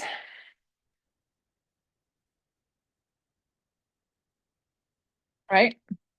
Okay. So then some people will also work with people here on their triceps. Because if like their elbows tend to wing, what you can do is put pillows in their elbows here, and you can do little tricep presses. Not something I would give often, just for the person who wings a bit, but also has balance. Okay. But I would put a pillow on either arm so that they're not so they're like this and like squeezing too narrow, but just so that they can see, oh, this is the elbow that keeps going out, right? All right. Centering, also known as breathing, also known as squats on the pedal. We made up the name. So arms are out to the side and you'll lower down and lift back up. So again, the heels can be up the pole or down. I keep mine down for this one because I have pretty open ankles. And when you go down, the arms have to come with you. right? So you don't get to look like a scarecrow. Got to pull them with you. It's kind of like a sidearm, with straight arms. They got to come with you. Okay. Then after three at the bottom, you hold it and you pull your arms down and then you slide up and you can open the arms. Okay. Then we reverse it, pull the arms down and we go up and down. And this you might think is so easy, really hard to keep your back against the pole. You tend to want to arch. Then the third one, I'm going to open up and I'm going to control the arms up. Okay. So you can do a few sets of those. If it's going well, you can do the single one. This is where I do take my heels up, but not too high. I don't be on a stiletto. The other thing is you'll see people do front, side, and back. Jay said the back was the dancers doing Romana stuff, that Joe never did the back, but they did the front and your leg goes forward. And you don't have to open and close the arms. You just go down and up. Woo. And it's tempting to use the springs to like hold you up. Don't do that. You gotta, then there's to the side. So it's like side leg kick, like with the up down. That leg is turned out, and this is my bad hip, and I am all over the place. Woo. And then you sweep it back. So forward and then side.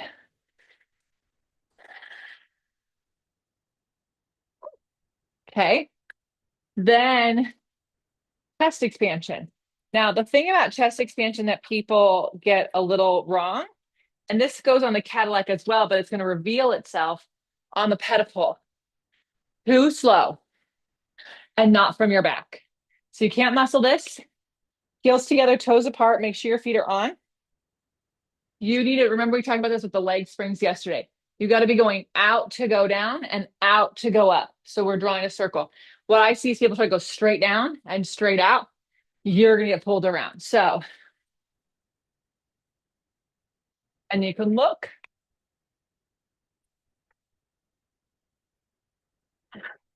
And the pole can move, but I don't get to. Right? Cool. Okay.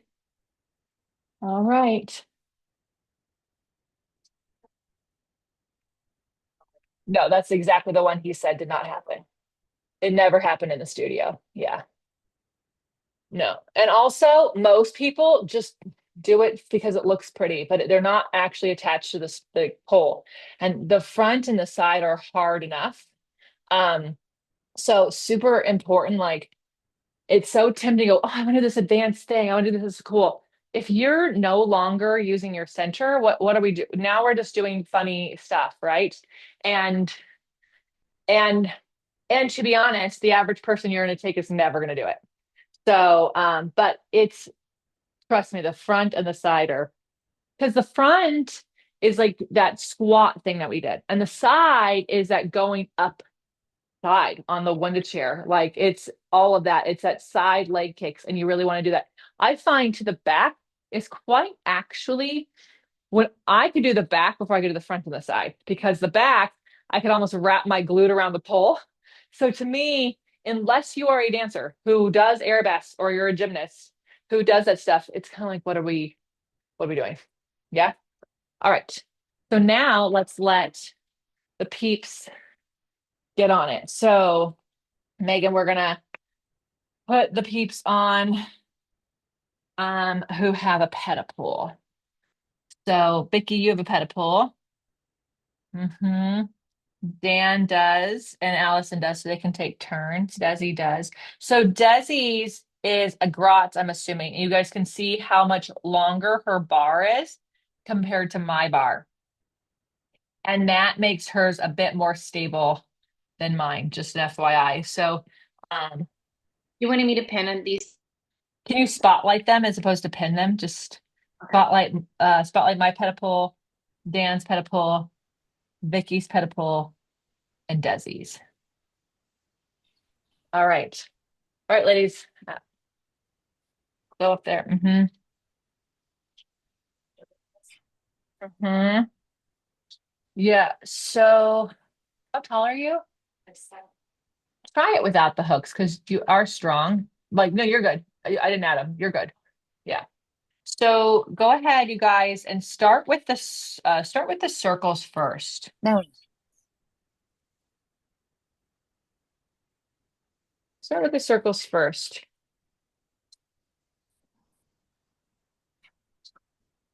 Vicky, it might be your internet, but it looks, oh, sorry guys. It looks like your the up is a little faster than your control. Yeah.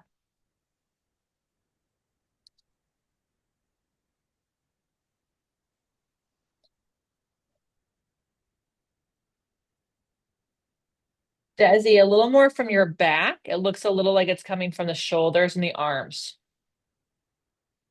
And Christine, I want you to do long fingers because I think you're muscling a bit too much in your hands. Yeah. Yeah. After you do your circles, guys, go ahead and do um the open and the arms out to the side, bend and straighten your legs. So palms are down and just bend and straighten the legs. They can be up or down, doesn't matter, but your back has to be against the pole.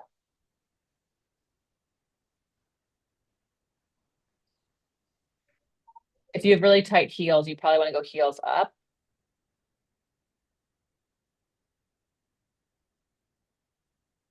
Desi, reach out wider more in your back. Not in your fingertips, just in your back. Yeah. Mm-hmm. And then Vicky, that left arm is kind of pushing in a little more than your right arm is. So your arms are lower than your shoulders. Can you get your arms at the level of your shoulders? Yeah. After three, on the third one at the bottom, right? Close your arms into your body and then slide up. Open the arms with control and then close the arms at the top and then go down and up.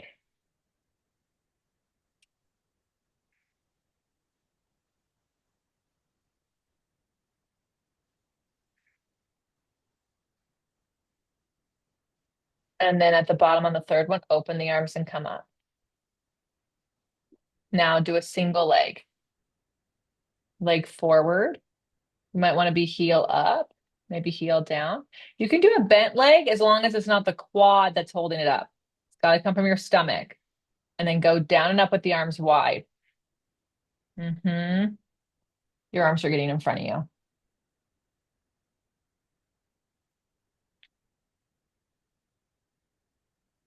Ooh. Find your back, Vicky. Just find your back with your butt and your arms. It's okay. You can also just hold it. There's a lot of effort in holding it. It's just that you're not in your back. That's where the problem is. After you do leg forward or you think about it, then leg side. Desi, that was quite a hip flexor lift of that leg. Just take the leg low to the side.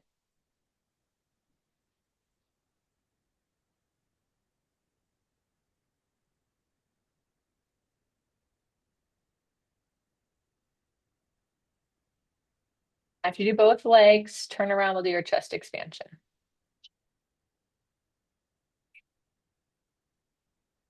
Oh yeah, spine is supposed to stay attached to that pole. No, it's just that that's what's happening. Is it okay? Like you, if we can't fix it. Yeah, you're supposed to stay a dead center.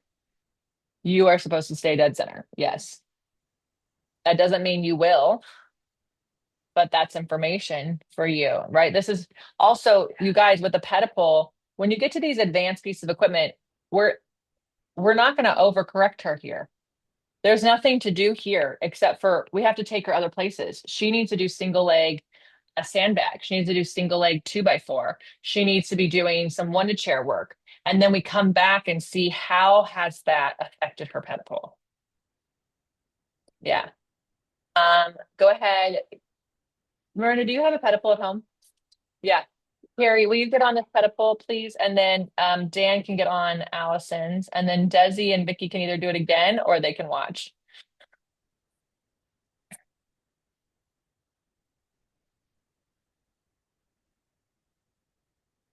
Vicky's like, I'm gonna keep going. I'm gonna keep doing arms up and down. Yeah. Vicky, you look really tall.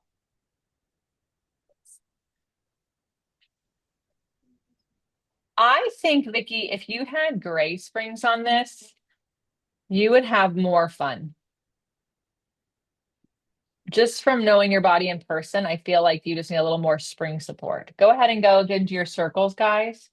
So 3 to 5 circles each direction, then centering, then single leg centering, and then chest expansion. Fingers together, Vicky, no pitchforks. Yeah.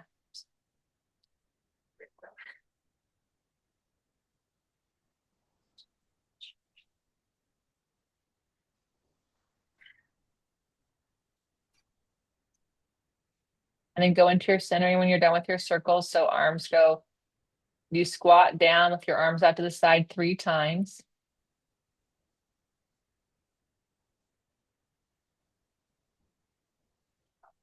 You can do heels up or down. Yeah. It's whatever allows you to get more of your back on the pole. And then I can squat with my heels down. Some of you really can't. So that's why you would do heels up. But we don't want to lose more of your lower back on the bar, especially those low ribs.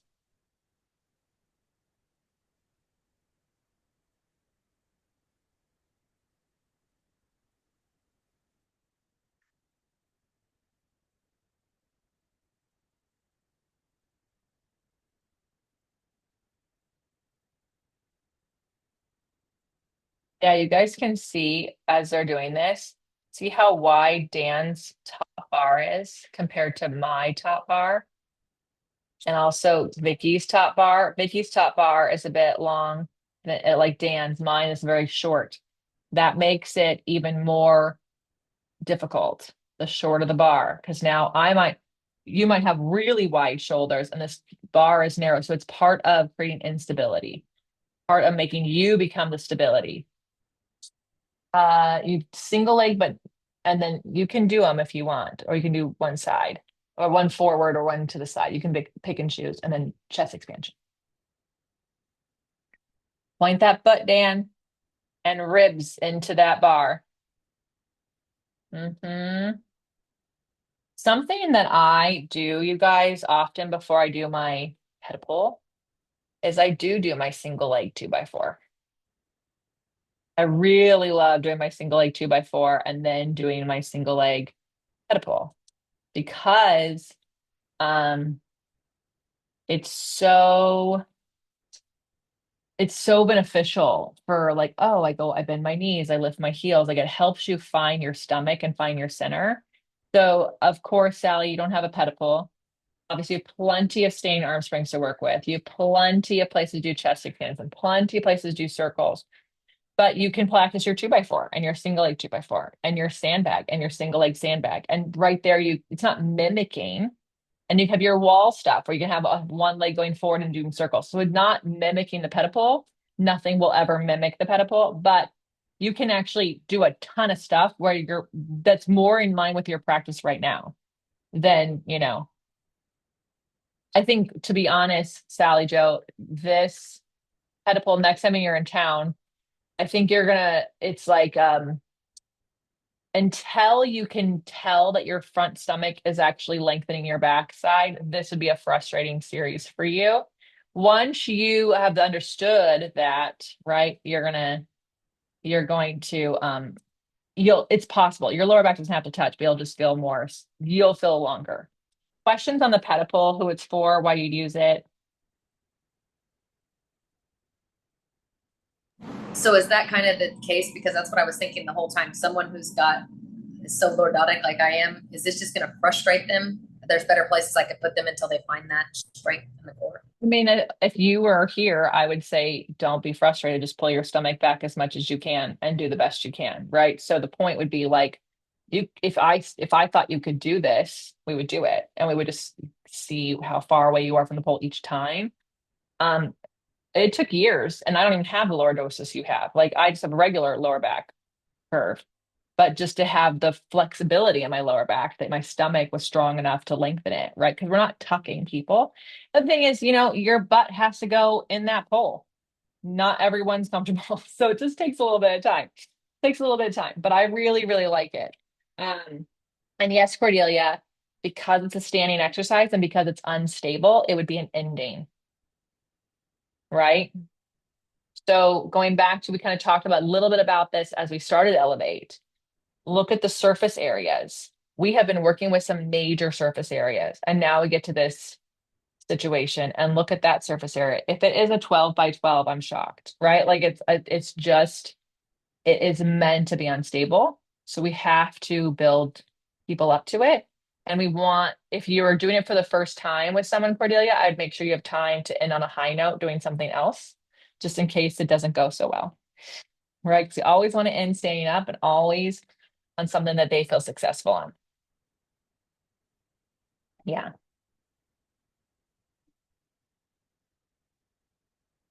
Anything else?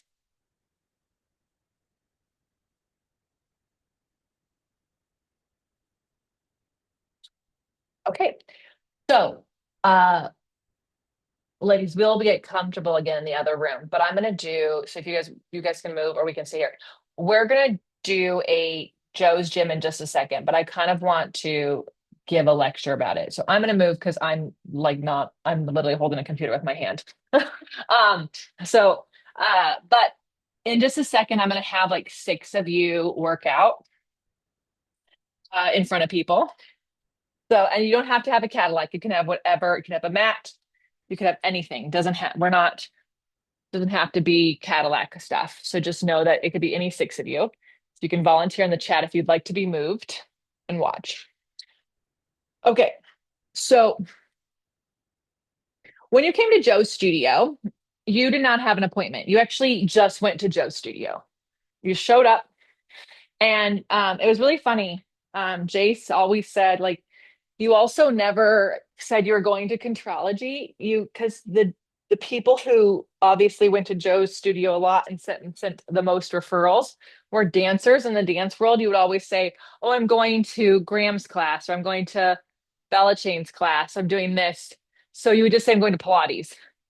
So his clients call it Pilates, even though he called it Contrology, because you would just say you're going to Joe's class, right? So, so, um, anyways, you had a few privates, and Joe taught you the same workout for you each time. Each time. And I just want to say, before you think that things are different today, I have paid for a trainer, right? Recently, paid for a trainer.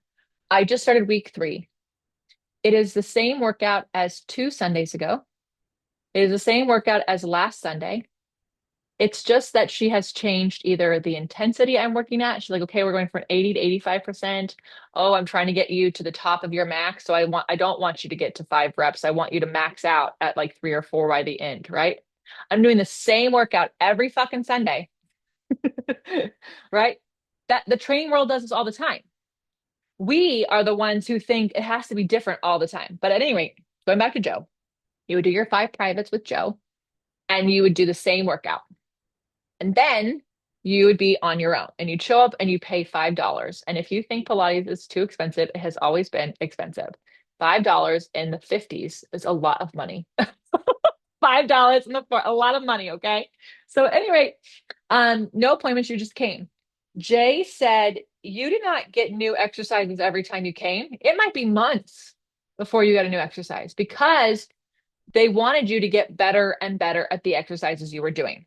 But you would be given your exercises. And you weren't just like on your own. Joe, Clara, their niece, some other people would be there walking around to give feedback.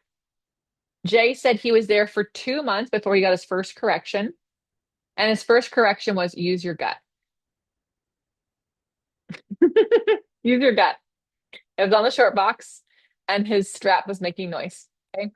Um, So you came, you moved, you left, and everyone had your exercises. And so you had a work you do on the mat, you work on your reformer, and you had your exercises. And you would come in and you would get on either the mat or reformer based on what was available.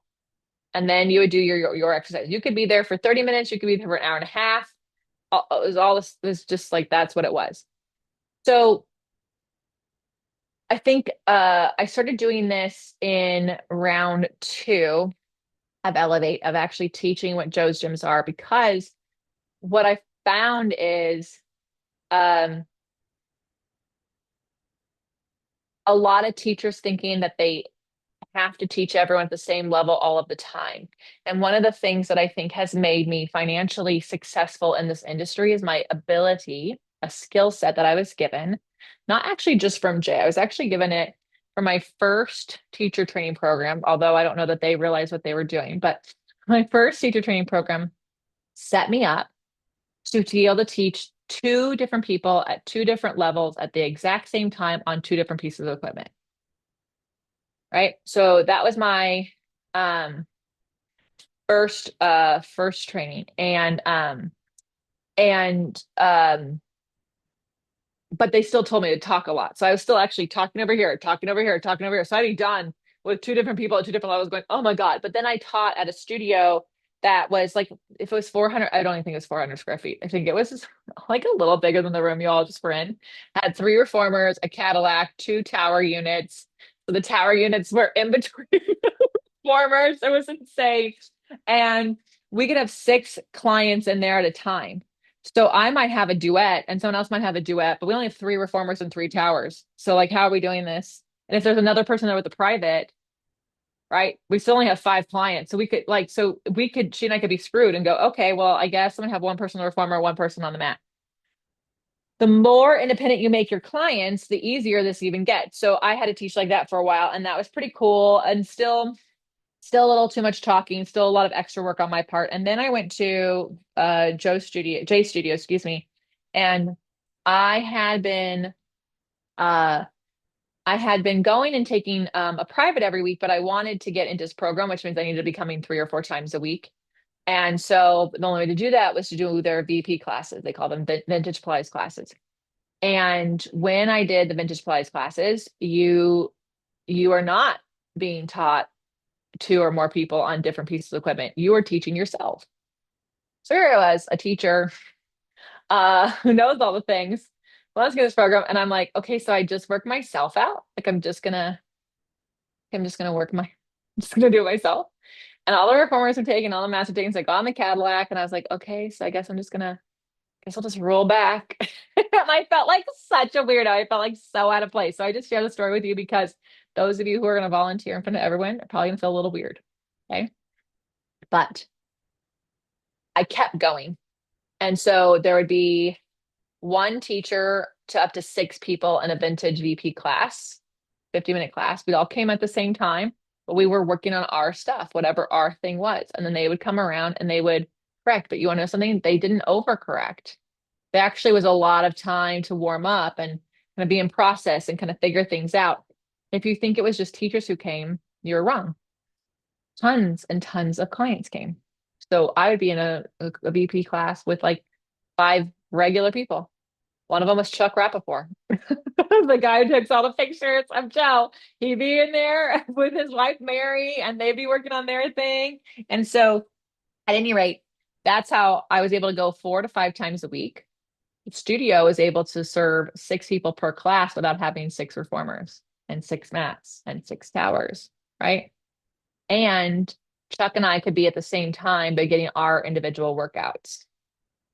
I know so many of you don't have the opportunity to teach like this in your places, but I want you to have an open mind because you will not always be where you are, right? You will not always be where you are.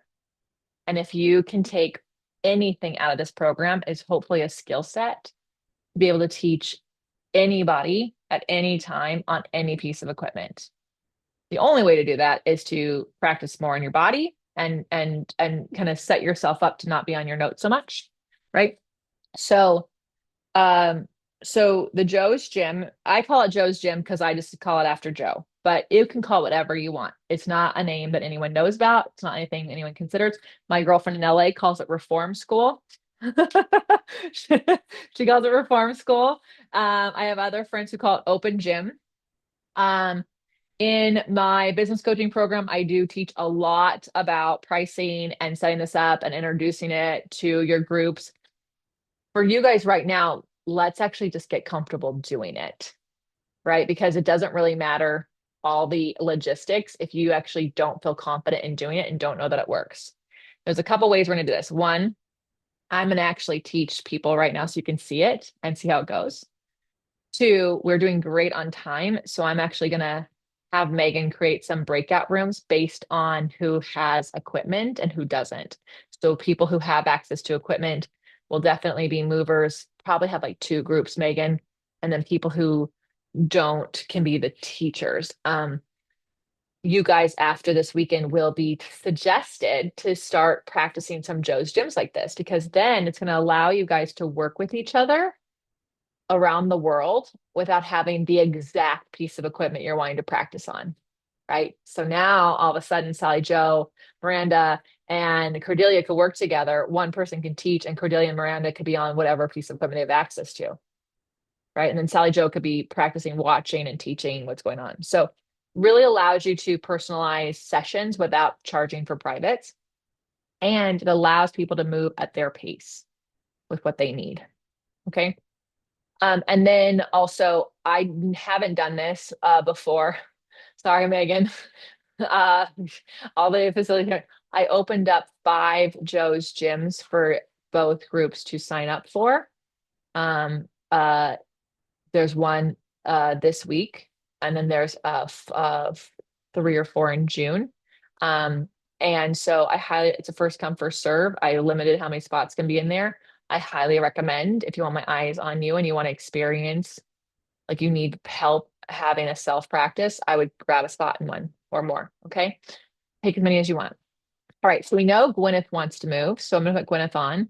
Who else would like to move? And ladies here, we have obviously reform. By the way, you guys, you're going to move on whatever piece of equipment you have access to and you want to move on. So you can move on. You can practice the Cadillac stuff right now. You can be on the reformer. There's mats, there's chairs. So I need 6 bodies. Sally Joe's going to move. So I need 4 more. So Sally Joe, Miranda's going to do reformer. Move all this stuff out of your way, babe. And here, this can be your camera.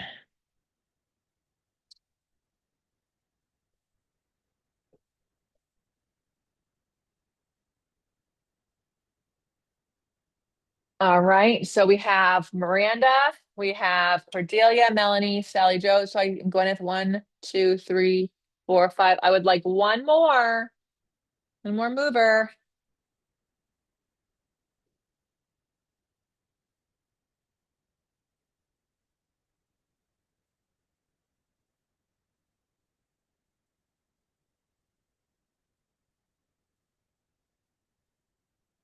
No, I just need one more mover. So one of you two or someone on the screen. Okay, great. There's the equipment in the studio, there's a mat in the other room, or there's this Cadillac. You'll just need your camera on. All right, so Megan, Christine, Ivy can get added on. Okay. So ladies, please start your workout. You're gonna work out, let's definitely 20 to 30 minutes. Okay, so you're not in a rush, but you're not slow as molasses. Okay, you're gonna work at your pace and go ahead and get started. Hold on. If you're doing, you got to do 3 springs, can't be touching each other. So you got to take one off the middle. They're all the same weight.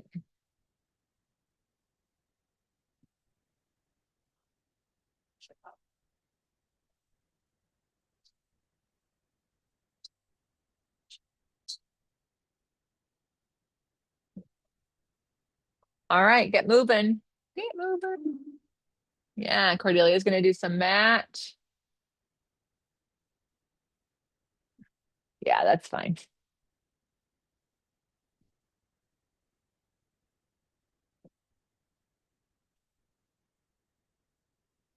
Those of you who are watching, pick one person to watch. Um, if you're trying to like take in exercises, like if you're like, oh my God, I'm like really still learning exercises, just pick one person to watch. But if you are able to handle the chaos, I'd love for you to challenge yourself to just watch the whole thing move. Because I want you to get used to like this is a whole different environment. You're not like on a computer, you're not hearing all the sounds that are happening in their backgrounds, right? And you guys don't have to be camera off because everyone's spotlit, but I want you to get your eyes used to chaos, right? Like there's a bunch of stuff going on at the same time. And I want you to notice what's coming up for you in your body, in your mind, in your heart. Sally Joe, you have this interesting way of yeah, you thank you for already changing what I wanted. Essentially, when you're circling your shoulders, you tend to make it like a swan. Like you're doing like a snake undulation. So just find your Pilates tall back and then use the shoulder rolls to help you find your shoulders more on your back and like explore like how high can they go before they're off your back? How low can they go before they're off their back? Like what is your range of on? Yeah, there you go. Cordelia, can you do your rollover again? I need to see what your process is. Okay, you're kind of making it a jackknife. Roll over towards like it's like you're actually supposed to roll over and reach for as what much as the floor as you can from your back, not from your legs, not from your legs, but from your back. Back. Keep moving your back. Keep moving your back. Now flex and open. Yeah, and then point and roll down. Yeah. So each time you're actually trying to roll over, someday you'll roll right to the floor, right? But not because you dropped your thighs, just because that's where your back did it.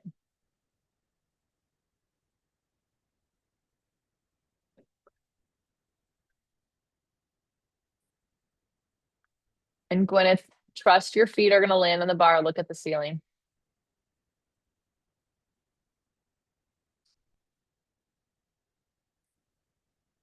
And Sally's going to find her Pilates tall back. It might mean that your leg doesn't get to go as far.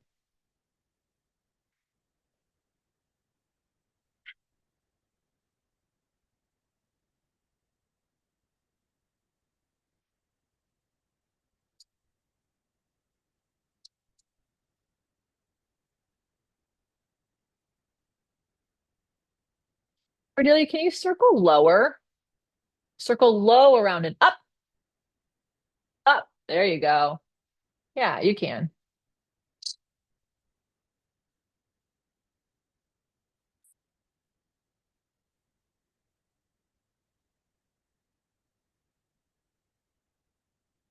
Oh, Miranda, take up space. Round back. Hold it. Open your arms. Pause. Just push your arms back. Now round forward. Stay here. Try to reach your thumbs towards each other with straight arms. Try, try, try, try. Now lift your arms up and circle around, head down, head down, head down, head down, head down. Now you can roll up. Okay, there you go.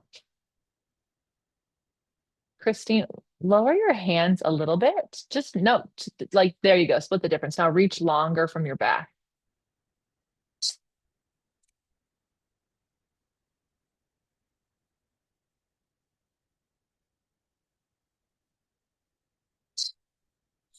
Miranda, that spring is loud. Doesn't mean you don't close it, just means you have to close it yourself. Melon, I'd love to see thank you, your abs pull in as everything comes up and down. Yeah.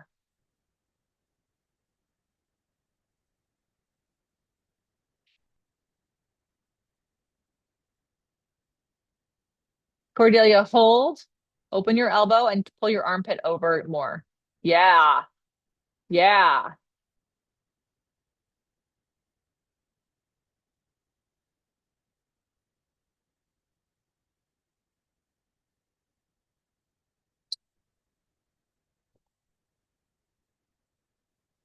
Sally Joe, I don't think you need to push the bar down to do your thigh stretch. I think you just need a thigh stretch. Go, go, go, go, go, go, go. Yeah. Less tension now in your shoulders.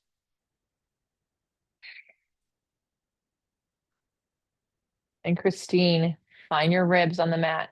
Yes. So this is a challenge for you because it wants to pull you off. You got to find it. Curl a little higher, but not off. Yeah.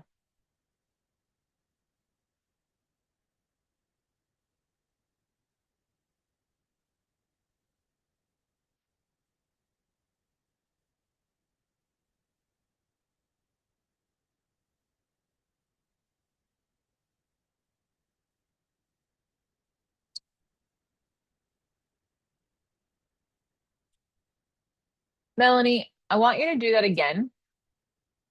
I want you to think about that if you were on the pedipole. If you're on the pedipole, you couldn't close the springs the way you're closing them without them pulling you off your center. So I want you to reach out to go up. So do that again. If my hand was there, it would be on your lowest ribs on your back, asking them to round up a little bit. Yeah. So find my hand in your low ribs. Yes.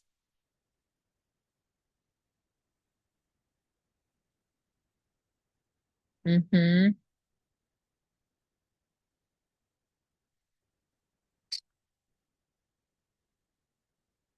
Now reach into the spring and reach it forward. Reach it forward like you're drawing a circle. Yes. Yeah. And now do it a little faster, but with that same control.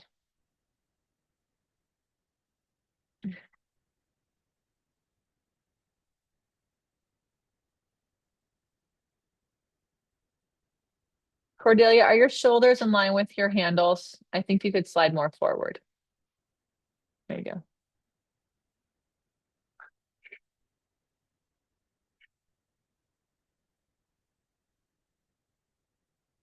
Miranda, get your butt to the edge of the box.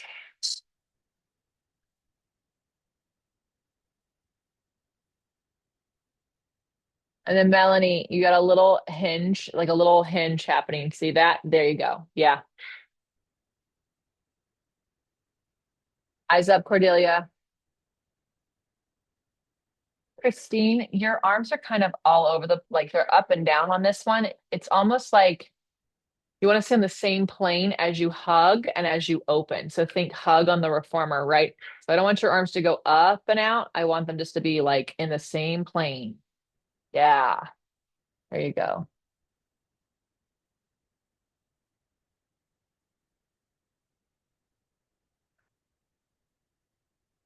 Gwyneth, I'd rather see your teaser with the arm springs than this. Can I see that? Because you're so strong. You can do tower and monkey if you want before you put that away, but I want to see your tower with your teaser with your arm springs. Like, do you mean like spring from above or like no, like on the It could be on the arm arm springs? spring Like, setting. It can be on the arm spring setting. okay. Or it can be hooked where your springs from below are. Oh, like put Where the, your tower springs are right now. yeah, Those probably put hooks. the arm springs there. Mm-hmm. Mm-hmm. Okay. Mm-hmm. Yeah, because this particular one, you're like, because you're so hypermobile, you're like kind of slinking with it, and it's not creating length in your spine, it's kind of pushing your spine. Pushing So I it want to, down, yeah. yeah, yeah, yeah. And so if you And then would want, you but do, no, you go. you'll feel the abs that you're wanting to feel with the arm springs in teaser versus what you're doing. I know you're going to feel the stomach, but you're also getting compressed. So if you want to feel the stomach and have length, do it with the arm springs. I've never done it that way before, so I just attach them to the bottom. That's all I have to do. And then, Just attach them to where that spring is right now. Yeah, you don't okay, have to take, sounds yeah, good. yeah, not on the pusher bar, obviously, well, on the Cadillac, yeah. Yeah, yeah. hmm Okay, sounds good. Christine, you're losing your round shape in your upper back on this. So up here, this is a tall back. You're kind of an extension in your thoracic. There you go. And then round your thoracic too. Yeah. So now see how your hip flexors want to do it with you? So you get to mitigate that, but there you go.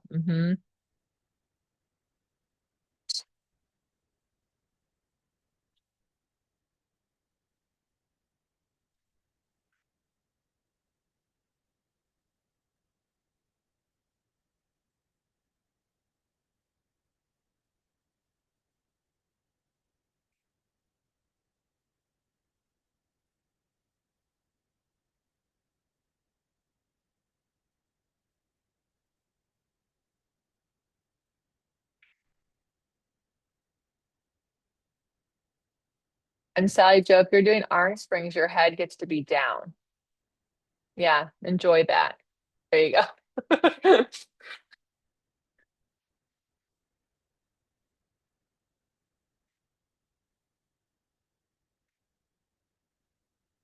Better, Cordelia, on those toes over the eyes. Don't let it go at the end though. Go up, up. right? And now right here, stretch it out, stretch, toes over your eyes, even more. Go, go, go, all the way through your lower back. You got that. You're strong enough all the way. When your butt touches, continue to control it down. Reach across the room. Reach, reach, reach, reach, reach. You're still in the exercise. You're still now up. Oh, and the legs don't open on jackknife, babe. They stay together.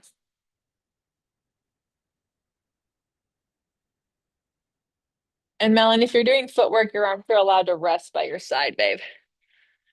Yeah. Miranda, do two more in each direction faster. That's way too slow. Make it a leg exercise. Legs.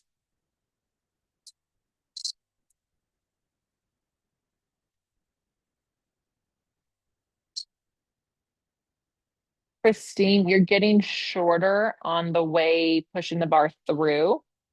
And then on the way up, it's kind of a shoulder exercise. I want this to change your spine. So get taller and then taller to round through. Create space.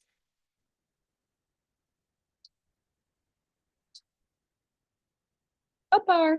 And don't forget your dowel and your sticky pad.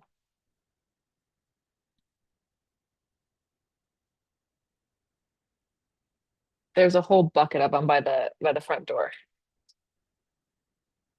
Have fun with that one.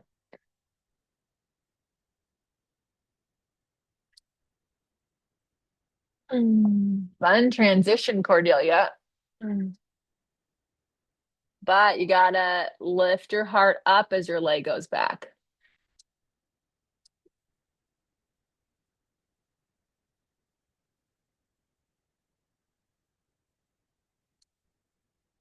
Gwyneth on footwork. As your knees bend, your butt has to go down. Yep. So it's not a really big movement.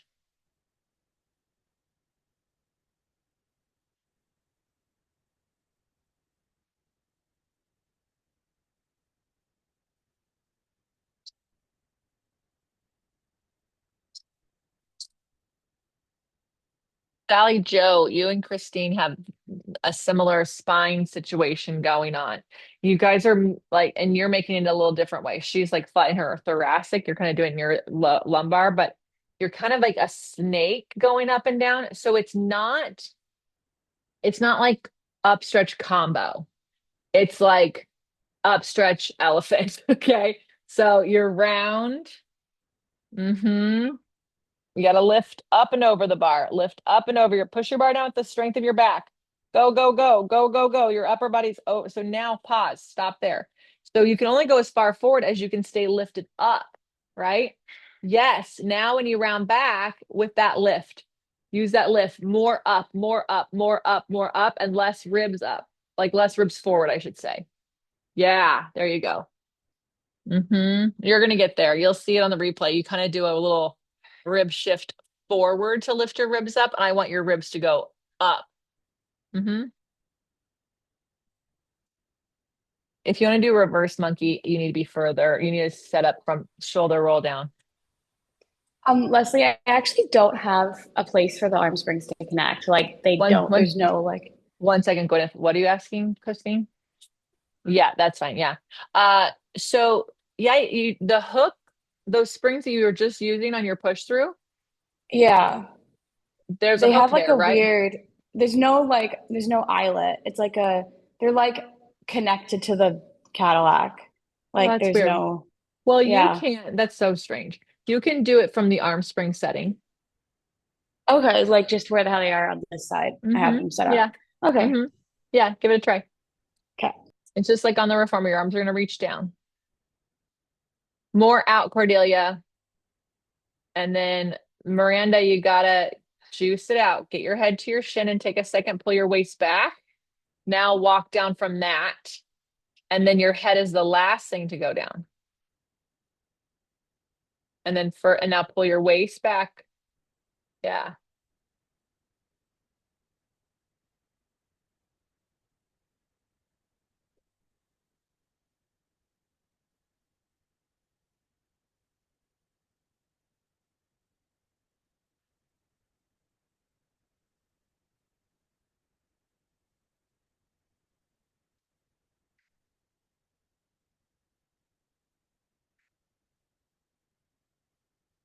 That was nice control there, Sally Joe.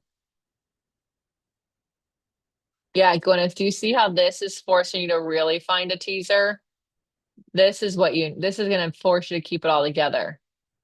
Yeah.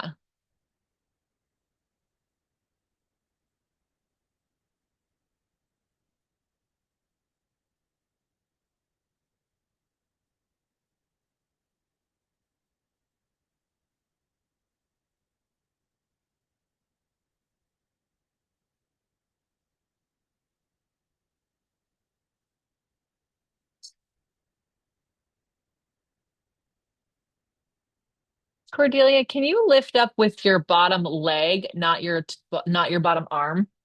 I think you're doing too much from your shoulder. The lift of the hip is a little high compared to what your glute was just doing on your kneeling. So more butt up. Hmm.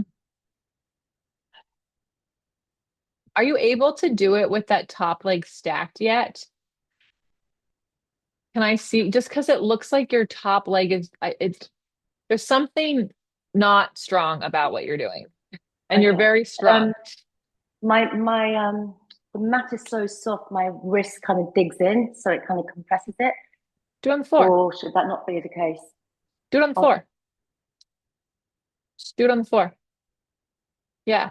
So what I and also I think the way you're doing it is adding compression to your wrist. Like it just doesn't feel like it's in your legs, your bottom leg. Hmm. Yeah, that is better. And then your top arm just has to be more connected to your shoulder. Nope. Yeah, find your shoulder. Yeah, it's not going to be the most it's not that you're going to find a compromise of strength and flexibility. So I don't want to see how flexible your shoulder is on the top. I want to see how strong it is. That top arm has to be so strong it's going with the side bend, but you're letting your shoulder make it more of a side bend than it is. Your top arm is overstretching.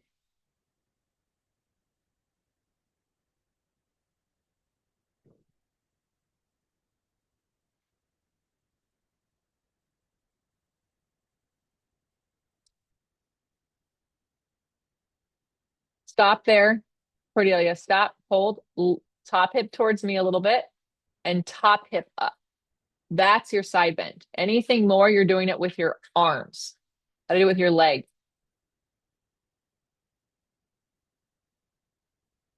Gwyneth, let's do this again. Push down. Go ahead, push down.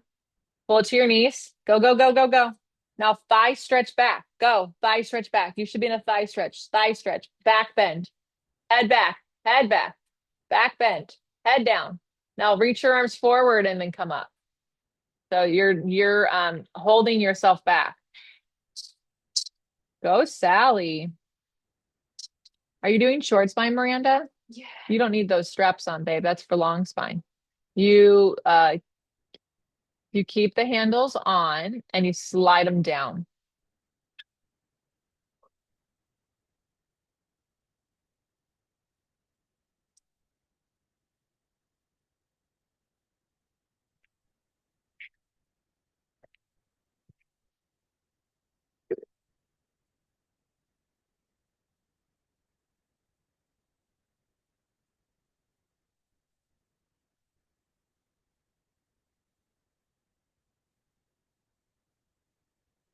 Round, round, round, round, round, round. Go, go, go, go, go, go, go. Yeah.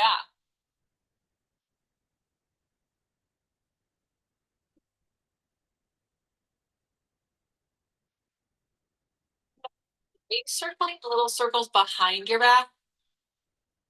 You look, little circles are to the back. Yeah. Yeah.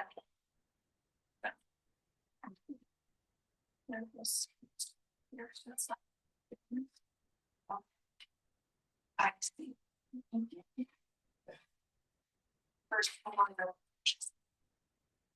You're doing great. Really different.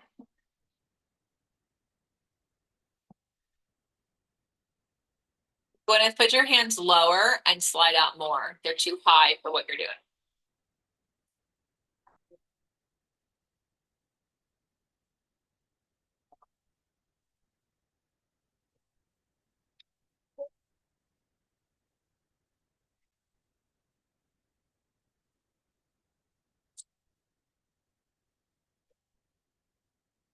That's getting better, Christine.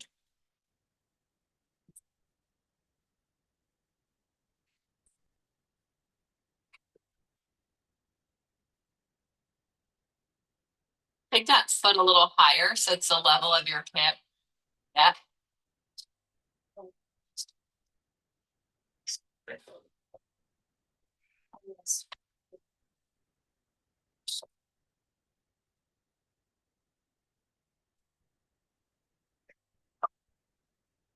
Cordelia, that walk-in has gotten a lot better too. Last few minutes, guys. Like 3 to 5. So Cordelia, you just did a mat work. So you get to decide, what do you think your exercises should be based off your mat? You don't tell me, but you've got 3 to 5 minutes to, like, what would you give you if you were your own client based on how you felt that went? Okay. So, could be a prop, could be a Cadillac exercise. What do you think you need after that? All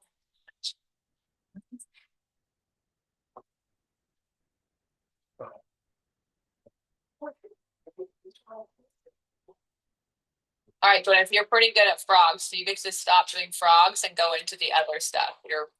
That's pretty easy for you.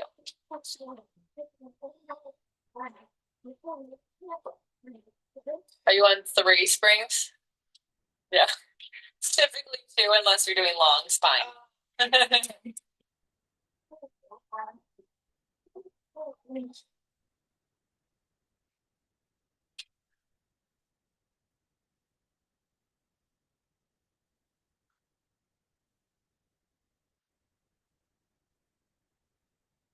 Hip up. Yeah. And then less inner groin taking your leg over, more of your back. So think of your leg coming from your back. Hmm.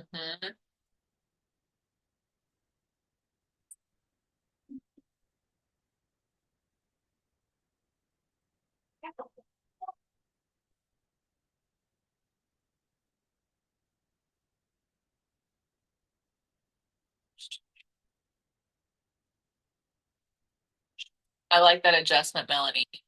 Do this one with hold that lower back with you. Head.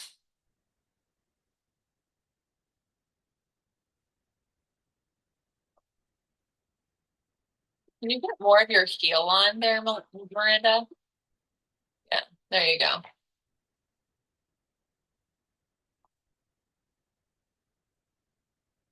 If you're doing stretches, you have to make those longer. They're too short.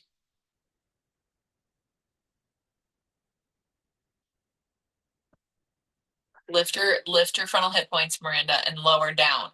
Squat. Yes, now just move the foot forward and back. There you go. Oh, Cordelia, are you going to do your exercises? What do you have in mind? I'd love to see them. Whatever you gave yourself just as homework, I'd love to go see it. Go do it.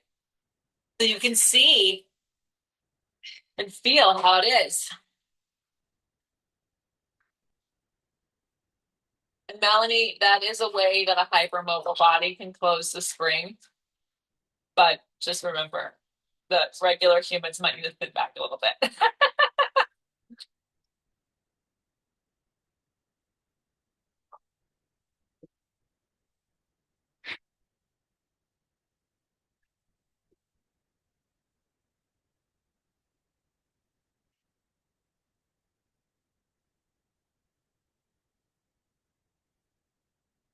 Melanie, I want you to walk on the wild side. Roll onto your shoulders.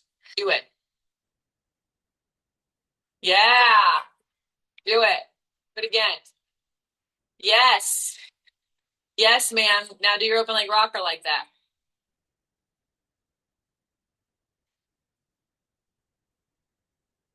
Shoulders. Good. It's okay. Now hips up to get on your shoulders. Hips up to get, yes. Mm-hmm. Hips up to get on your shoulders. Yeah, now you're going onto your neck. So you're going a little too much, but yes, hips up. There you go. Yes, ma'am. Do it. Yes. Good. You're a little long to do it on a Cadillac is really the issue. That is getting better. Oh, nice, Cordelia. Move though. If you're gonna come down, go down. Go, go, go. Get your head down. Go. Get your head down. Yeah, Cordelia, you don't want to get stuck with your head higher than that bar. On the way to, please be careful. On the way down, you're getting the bar below your face. Get your head down.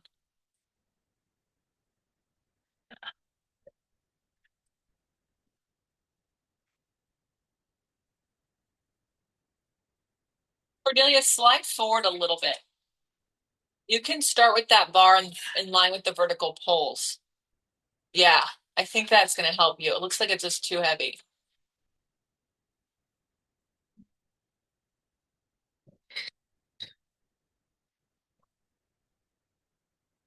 All right. There you go.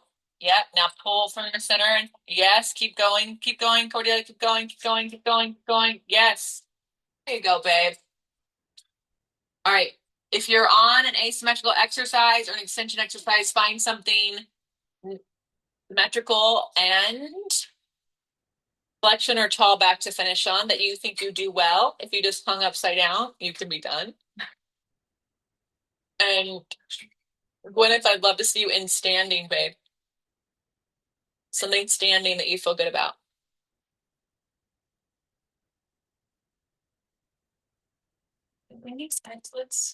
One spring, the middle, always on the middle, and then you get your foot bar out of the way. You put it there. Stand on the carriage. Put your foot on the frame.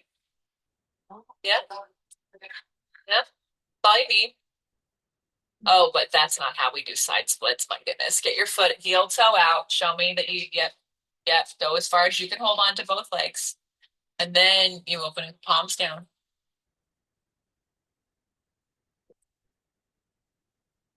You're kind of hanging too low. It's not, so when you come up and you find your elephant, it's higher because of the leg exercise. And then the extension is not back, it's up. Like you're trying to put your heart on the ceiling. Yes, use your legs. And then don't forget to turn your feet out. Out, off the poles, off. Yeah, it's down on the floor. No, you should have a Kuna board and your feet go down flat, like this. It's underneath.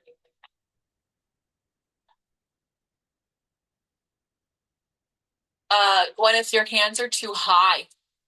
They should be low, like near where your leg spring setting is. Yeah. Mm-hmm. Yep, and your hands stay in that position when you go back, and then you come up. I still think your hands are too high.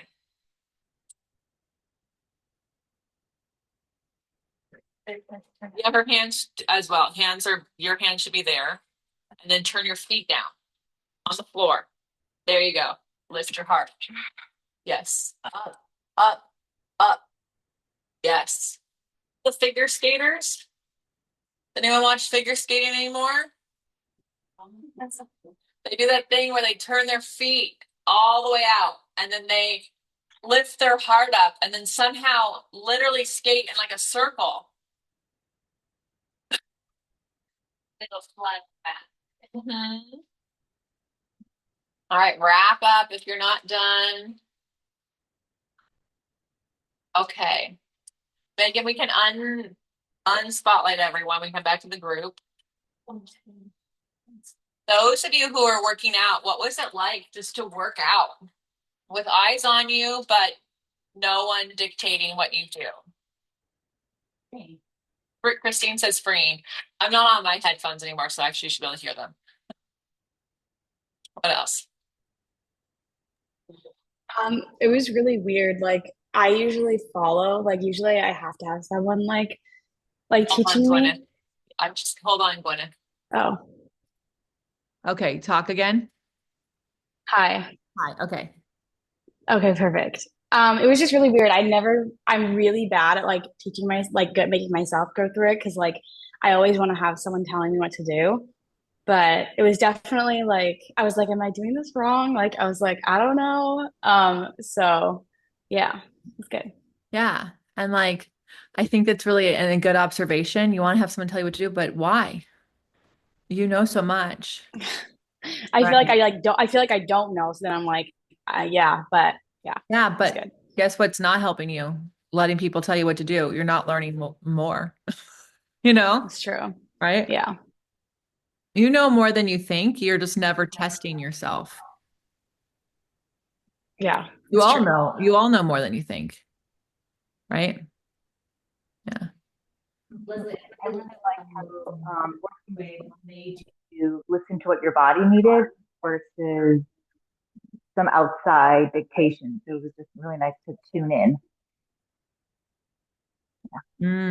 I like that observation, actually. I thought the same thing. Like I was just kind of felt in my body, like, oh, I haven't done any extension. Like, and then at the end, I just went into the swan. Like I could just feel it. Like that's what my body needed to mm, be able to do that. yeah. Yeah, it's kind of nice. Like it's of course you want some guidance. So you all weren't on your own, right? I was there and I could go, oh, Gwyneth, that exercise is not right for your body. Do this one. But you also got to go and see, oh, this spring. Oh, wait, that feels weird. This feels weird. What feels weird about it? And it's not like I couldn't see in body language that y'all thought something was weird. I literally watched heads go, right? And so, of course, then I can like step in, but it's actually really cool for you guys to go, oh, I need this. Oh, I can do this. Oh, comes next. And Miranda's never been on a contrology form before, and she just could follow her order. She didn't have to even think, what am I going to do? What am I making up? Those of you chose a Cadillac, that's a little harder, because you have to like come up with what's next. But on Cordelia did a full mat in under 30 minutes, right? And then she picked exercises that she needed. That swan was beautiful, right? Yeah. Oh, I was right. I felt my abs so much more teased on arm springs as opposed to spring from below. Yeah, you're welcome. I knew what you were going for. Yeah, you don't the spring from below is a thing people teach.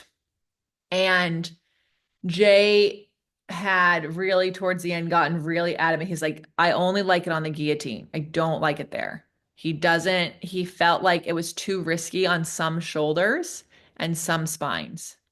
So it's a great exercise for who it's great for, but it's a risky exercise for a lot of people.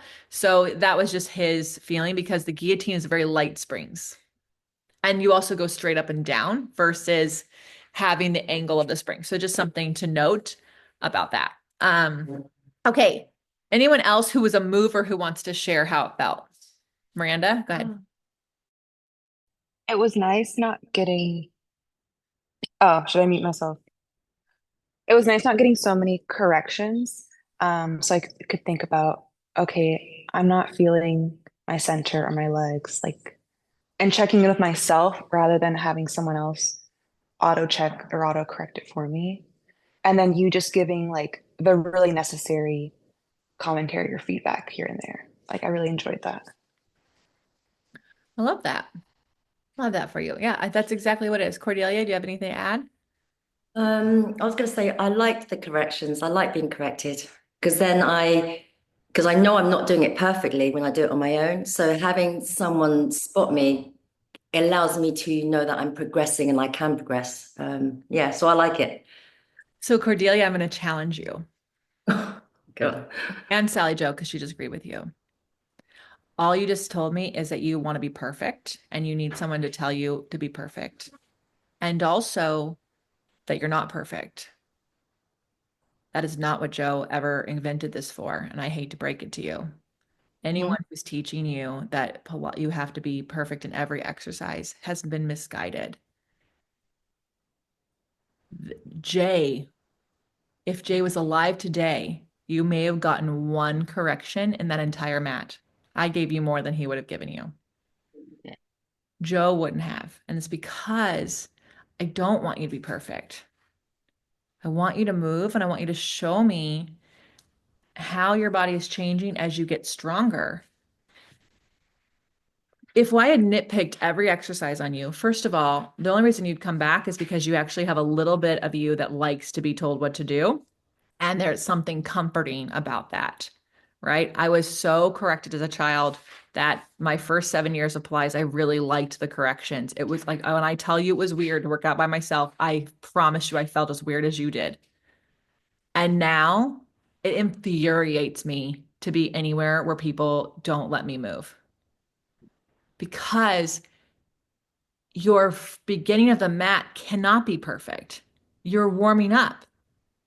It's almost 10 p.m. where you are. It's going to be a much, much different mat than if it was a 10 a.m. mat. So I cannot, nor should you, expect your body to give me the same mat at night that you would give me at 9 a.m., that you give me at 2 p.m., right? They're all different. Second, the goal is that I see how the beginning of the mat affects the end of the mat. And for you, by the end of the mat, where I was seeing like consistent disconnect is in the side bend, right? And that's where you wanted to, and then in your side leg kick. So your side body stuff is where you had not found the connection. Everything else had gotten better, right? And sure, like I could have given you more kudos on that, but at the same time, like the goal here for me, and I think even Megan, other facilities, you might have heard this from other facilities, it's like, is for you to be able to have confidence in you that you know what to pick for you, confidence in you that you know if it's getting better or not. If you're all, and this is not just for Kadia, this is a lot of you, because I can see it in your assessments and I can see it in the things. If y'all are waiting for outside people to tell you you're right or wrong, life is going to suck. Right? But no, I completely hear you. But how would I know then that my hips weren't lifting high enough, or that my side bend, that my side kick was not? Right. Well, you weren't on your own. That's the Joe's Gym is not that you're by yourself. Oh, The okay. Joe's Gym, right? The Joe's Gym is I'm here. I told you.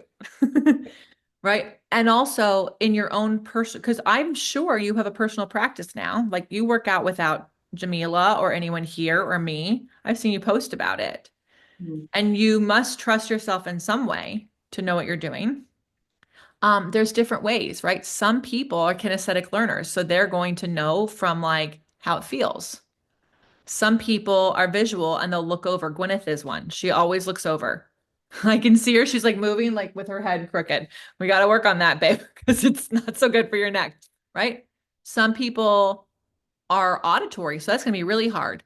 There's different things you can film yourself and then watch it back. You can film the exercises you want to review. Not all of them need to be reviewed. But I think I'm going to challenge you all to stop thinking that you need to be corrected in every exercise because the goals are that the exercises continue to change you. Jay always said we don't change the work changes us. And if I'm correcting every single rep of an exercise or every exercise that you do, I'm giving this correction, this correction, this correction. Sure, I sound great. I sound super knowledgeable. I sound awesome. But you, first of all, you don't actually remember anything. You'll remember a thing. Second, I'm not letting your body tell me what the exercises changed in you. So by me letting you move and letting me see, oh, okay, there's her rolling. Okay, I watched Sally Joe do 6 push-throughs earlier today that were not like where I wanted them to be. And now here we are again, and it's having the same thing. Okay, I got to get in there. I got to help with that. But also, I could see, oh, every time she does a little more of that, it's getting better. Okay, we're just gonna let it go. The correcting that the teaching world is doing today is micromanaging movement and putting a band-aid on a problem. Shoulders down is a band-aid. Sure, their shoulders got down. Now they're doing an exercise with their shoulders down. But I didn't actually teach them how to have their shoulders on their back. If I give them arm springs and I give them reverse push through and I give them long back arms and I do more things, over time, their shoulders will be on their back without me telling them. When y'all are talking so much, you cannot see what is needed. It's not possible because your brain is trying to think about what you're going to say next. So you can't take in. Whenever I got in on someone, I literally could not see what everyone else was doing unless it was unsafe. Like my mind, like I couldn't take it in. So then I had to literally step back and go watch for several seconds to get back in. What's going on there? What's going on there? What's going on there? So I hear you, but I hear you all, and I'm going to challenge you. You got to learn how the exercises help the client over words. Okay. And y'all have to be okay with having a session where the first 20 minutes weren't awesome. That doesn't mean the next 30 won't be great. You got to find yourself. And the more you're in your body going, oh, that doesn't feel right. Oh, that doesn't feel right. Oh, that doesn't feel right. Oh, okay, that's feeling better. Okay, that's feeling better. Right?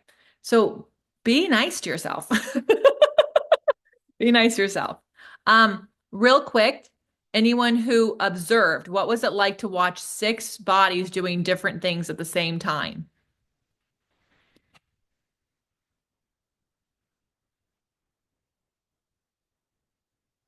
Vicky. Yeah, it was pretty interesting. I'm looking forward to doing some of that here because of my setup. It just really lends itself to that. And Mhm. I thought that it was easier to watch everybody than I thought it would be. But Mhm. perhaps that's because they're all on a single screen versus spread out through my space. And Oh, unless you have different rooms, you'll be fine because you just stand in the center of the room and you just call out names. It's not hard. yeah, It's almost a little easier, to be honest. It's a little easier because you can hear it too. So even if they're like right here and you're looking at this person, you can hear equipment and you know what your equipment's supposed to sound like and different yeah. exercises. You'll be fine. Yeah. Anyone else? It's me, it's Jamila. Oh, sorry, Christine. Jamila, go ahead. Jamila, go ahead. It was actually a bit tricky. So I found that it would have been easier, like when everyone is doing the same exercise, then it's more uniform. And then if someone is out of place, I'm like, okay, then, oh, what's happening there in their body? But it's like they all got to choose their own exercises. So I'm like, okay, what are they doing now? And then just kind of Mm. trying to keep up with that. So it was a lot, but it was super interesting. I'm going to challenge you, Jamila, to Hmm. work on this. Start with three people, not Okay. six. Okay. Start with three. Grab three people in this group or three people in your studio and practice. Just, in fact, don't even expect yourself to have anything to add. You don't have to say anything. Just watch them. Just get used to watching them. Because I Okay. think what you have to, first of all, just based on like your assessment talked about, we have to get you using less words to be more comfortable. Yeah. Okay. And that's most of you. Very few of you, and you know who you are if I told you you're doing a great job. Very few of you are talking less. So I want you to then go and challenge yourself to grab three people for 10 minutes and say nothing. Just watch them move. And then I want you to see if after 10 minutes, okay, what did you see? Right? Then build up to longer. And then maybe you could start correcting people where it's needed and necessary. But six is a lot. I would never have any of you start with like six people in your studio. Start like two to three people doing different things at the same time and get used to it. Because the reality is, and I'm going to challenge you in a different way than Cordelia, even three people on a reformer uniformly moving are not doing the exercise the same way because even triplets' bodies don't move the same way, Yeah. right? True. Right. Hmm. And so we have all been taught L pose, hit the mark on the bicycle. And that is not how their life is going to go. Even when they're walking with their friends having coffee, they're not making the same steps at the same time.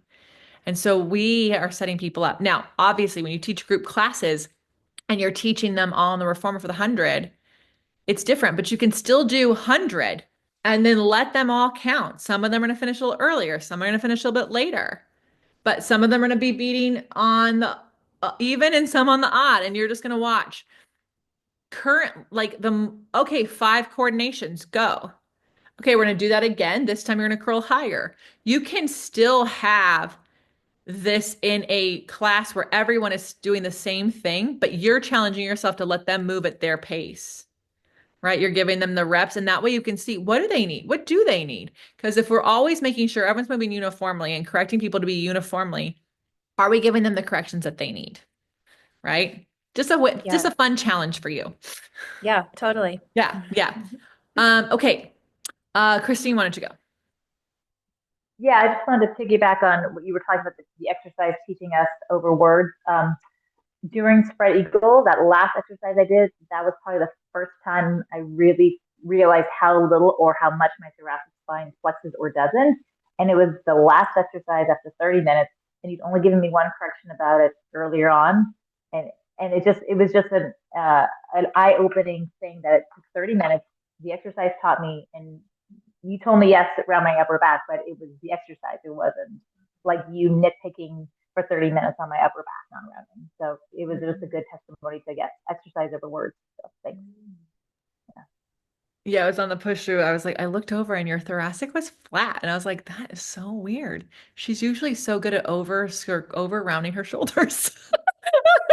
Like, yeah, like she's usually like so rounded that I'm like having to pull it back. And I was like, oh, no wonder her shoulders are rounding for her.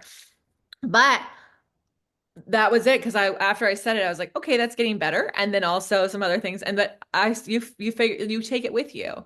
Yeah, I think that's really like it's really tricky, guys. I get it. I'm asking you guys to go from like this pendulum over to like here. Okay. But I also really want you to trust the process. I'm not asking you this in your business tomorrow. I'm asking you to play in a safe place. And I'm asking you to trust in the process of this eLevate, right? Joe's method really, really works. It's been around for 100 years. There are people like you're all here wanting to learn what Joe wanted. And so I'm going to challenge you guys in these final weekends together. And then obviously you can do what you want after, but hopefully you keep wanting to grow with it. How does your practice change if you do the order on the mat and reformer? How does it change if you actually use your exercises and you're not trying to change them all the time? How does it change if you actually just listen to your body, right? So Megan, can you help me? I Oh, think what I want to do, anyone who's here from 5.2 can be put in as an observer in a room. So just you guys can be fun observers and also backups if the people need help with an exercise, like they're doing it wrong. And then I think let's do probably 3 rooms, maybe 4, because I want 4 people in a room. I don't want them to be teaching more than 3 people if we can help it. Leslie, right before we go, can I ask a question? Because as a Yeah. mover, it wasn't so much that I wanted feedback on my form because I know that has work, but I'm wondering in a Joe's Gym scenario, especially if you've got a Cadillac, did the mover understand what exercises they were going to do? Because what I found myself going is I can feel kind of what my body needs, but oh shoot, maybe I should have done tower and should I have done that? So did they have Just sort of a overthinking set? it. So Okay. typically the mover will have been taught the exercises that are for them on the Cadillac. Yeah. So no one goes into a Joe's gym without like remember I told you Joe's people had to do 5 privates first. Then they were had to come in and work themselves out. They weren't even coming at the same time as 5 other people. They were just coming. And they were just in there. And they could be in there with 10 people working out. They could be the only person in there. I've been to my teacher that I take from twice a week because I want the accountability of working out for a full hour without checking my phone. Right? We all need it. So twice a week, I sign up so that I'm being watched on camera, and he makes me go for a full hour, and I'm always like tapping out at 55. I'm good. I gotta walk my dog. But if no one else shows up and they paid, he doesn't even correct me as if it's a private. He like watches. Sometimes he's like, "Oh, I'm gonna go to the bathroom." Like he still treats it like there's other people in the room. And he really does watch. And he'll go, Leslie, you're still like this whole session. Wow, you've been really using your springs a lot. I really like that. Keep doing that. You know what I mean? So and then He might go, "Oh, actually, I want you to that was really good. Let's add on." And so in the session, they could be giving me a new exercise. And then when Joe would do it, go, "Okay, at the end of this, call me over. We're gonna get more exercises to you. You're ready for them." Right? So you would be, the more you came, the better you got, the quicker your session went, the more new exercises you got for you. The same as if you're teaching a private, right? The same as if you're teaching a small group class, and the same thing. Oh, wow, we got through the reformer earlier. We're not going to go back in the order. We'll do more your exercises. And then the next time you come, we're going to add into your reformer order. While Megan's doing that, I have two, I'll show you this. So Contrology made these little workbooks. You can get them at events that they do.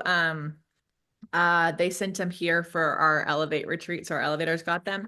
And it literally is like, here's the reformer order, right? Here, it's all continued.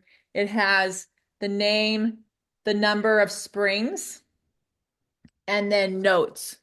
And so people can write their own notes. And so you can have, all of your clients could have a little sheet, a little workbook that has all their exercises.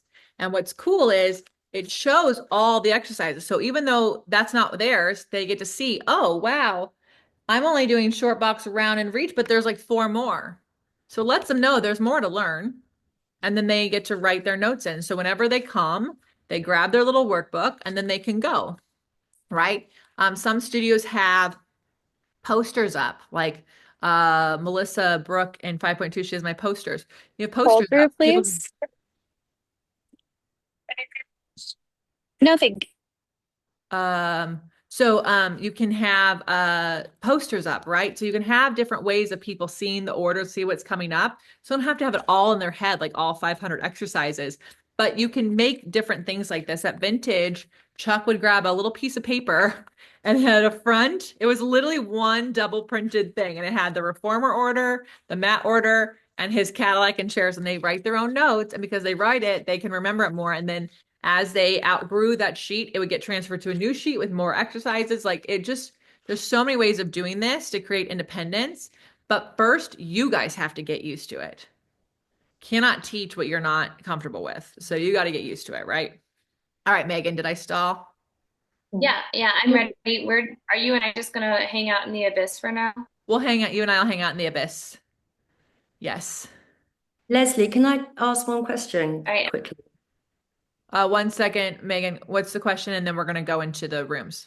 I just wanted to, so with the Joe's Gym thing, because of with the eLevate program, we've just started to learn the exercises ourselves new. So I'm trying to teach them these to my new one-to-one clients. And I actually tried a Joe's Gym thing on Friday with 3 clients that are friends. Cool. But it takes time though, a long time for them to know the exercises for you to be able to do that though, doesn't it? Not really.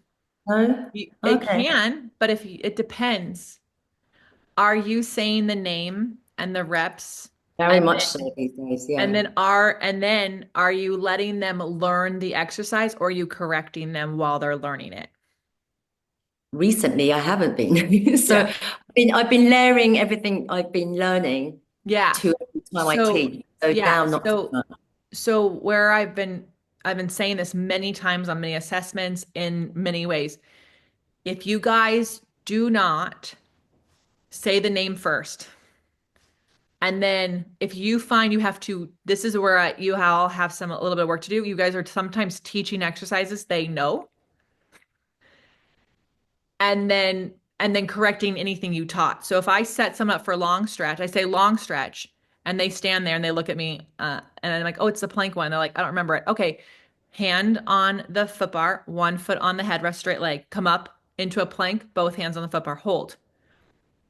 If I then start correcting and nitpicking everything going wrong in their long stretch, they will never remember long stretch. But if I say, okay, this is long stretch, out and in, do 4 times. Step down. Okay, long stretch, go again. Right? Some of you guys are just teaching them too much at once that they can't retain things. But also, maybe they need a workbook, or maybe they need a poster. So you can go, okay, this is what's next. Okay, now it's your down stretch. Right? Chuck is 74 years old. I work out with a guy who's 74 years old. His name is Chuck. And he'll be on the long box, goes, what's after backstroke? And they'll go, I don't know, it's on the poster. And he goes, oh, that one, teaser. Okay. Right. So he knows where to look. Takes time. But we could talk about this for 10 hours. I want you guys just to play with each other because that's going to help us. And then we can continue to dialogue and Q&As in the next several months on like how to set up. But like I said, a lot of that is like business stuff that we do. For now, I need you guys to get comfortable in your own practice, not being corrected so much, and also in your teaching, giving space without talking. The more you do that, the easier Joe's Gyms will be to add in. So much easier. So, all right, we're gonna do this. It's 1:20. So let's keep it light and easy for everyone. The first person teaching is gonna be the person who doesn't have access to equipment. And we're gonna go for 10 minutes. We'll come back, make sure everyone is good. No one got lost. And then we're gonna go back into the same rooms for another 10 minutes so that two different people per group will get the chance to do this. Okay, we'll see where we're at time-wise after that. So don't worry, we'll pull you back. Please do not take a long time choosing who's teaching. Just do it, okay? No dilly-dallying. All right. Ready? Mm-hmm.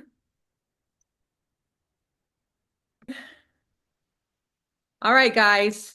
Did you hate it? You love it? How'd it go? Did you allow yourself to be a beginner at this? That was hard.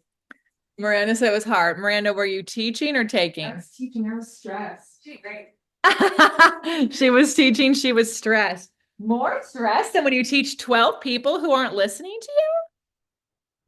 Yeah, I don't know. I expect that in some ways. Interesting. Interesting. Well, what else? Questions, wonders? Cordelia, did you teach or did you take? Teach. How'd it go? Probably still spoke too much, but I Who tried did you not. teach? I taught Sally Joe and Kerry. Okay. Sally Jo and Carrie. I'm sure she talked too much, but what do you think? No, I didn't feel like she did actually because she observed quite a bit. And it wasn't until I was finally, I don't remember, I was probably 5 exercises in on the reformer order before she said, hey, so try to see if you can feel your arm back connection. And then, so Cordelia. it was like little things. And then she commented on the same connection when I went into teaser. And then she helped me in pull strap say, here, I'm not seeing it. So it was like, I said, no, you're not over talking. You're Cordelia, you are specifying a on these natural. things. Yeah, she was great. Plus, Cordelia, I you love stuck with the correction. same theme the whole time. You let her move for 5 exercises. You asked her a little bit of a question. Clearly had to wait another 5 exercises to get to the teaser. You commented on the same thing. That's great. That's Oh, great. yeah. And then at some point we just go, all right, we have some work to do after we're off the reformer. Because if we're this far into the reformer and we're still seeing that problem, it's her. We have to take her somewhere else. Yeah. Carrie, did you feel like you had space to move? She said, oh yeah, you did great. I think you're not kind to yourself enough, Cordelia. I would like you to go around with 5 compliments a day to yourself as a homework. Um, anyone else want to share? I was in the group with Vicky, and Vicky did a really good job, just very minimal corrections. Right. But I also really liked, like, I know when I'm doing leg springs, like, I always am like, I know I need to drop my ribs. I know I need to bring them, but like, it's kind of nice not to just be like corrected on that over and over. Because I already know that, I'm like working on it. So that's kind of a nice difference. That's such a great point, Melanie. I think like at some point we're like, I don't want to hear that I'm not good at that. You know? Like, I know that, so it's kind of nice to just Yeah. like, And so it's kind of like we get to go, okay, I know she knows that. That's not gonna, it's the same thing with like Christine's shoulder. It's like, I can talk, or I could just like, let's see. Oh, actually that rep got better. Oh, she's finding it. Like, there was one time, I know that I struggle with my lift in elephant. It's in or out. It's not my strongest thing. It's almost like I do better on the upstretch because there's so much at risk. And the elephant, I kind of like, okay, break. And I remember a teacher at Vintage coming up to correct my elephant. And I said, not today, sir. Not today, sir. Today I cannot handle that correction because I was not in a place. And it was really funny because they go, okay, great. Because it's not about them. It's not about us as a teacher. And that's a hard thing to swallow. Um, last night, yesterday morning, actually, you guys got the ego talk from Olivia. So that's that. Okay. Any questions before we put you guys back in these rooms to try this again? Okay. 10 more minutes. And then I'm going to wrap up questions about Joe's gyms and we're going to talk a little about the homework and what I want you guys to be doing this next section and all that good stuff. So have fun. Okay, guys. How'd it go? It's kind of cool to watch two bodies move on different pieces of equipment and just very different styles and backgrounds too, which was awesome. I had Carrie and Cordelia. Um, what I find tricky is like I want to encourage people. Also, I'm chatty. So those two combos make Joe's Gym a real challenge for me because it's You like, can how can you encourage them. encourage? You're Okay, all allowed to right. encourage. Okay. Oh, yeah. She kept like highlighting the things that we were doing well. Like, Yeah. that looks like you're strong. Yeah, Carrie said you did that. You can do that. Yeah, you can totally do that. It's not that you're like like a piece of cardboard that like, you know what I mean? That comes in. No, you can have your personality. Um, it's simply that you're creating a safe space for people to move their bodies for what they need. So you're actually allowing Carrie and Cordelia have very different bodies, right? If we were at a studio where we're like, oh, they have to be at the same time, it would be hard. Like, it's not that it would be difficult to teach them. They're both wonderful movers and learners. But what Cordelia's body can do, what Carrie's body can do are very different. And so what in a typical studio, we would either force Carrie to do exercises she can't do yet or hold Cordelia back, right? So that's not fair to anyone. That's not a personalized approach. So what's great is the two of them get to move at the same time, to be in community, get to have accountability, but also get to have the personalized corrections, encouragements, and exercises. It's really quite fun.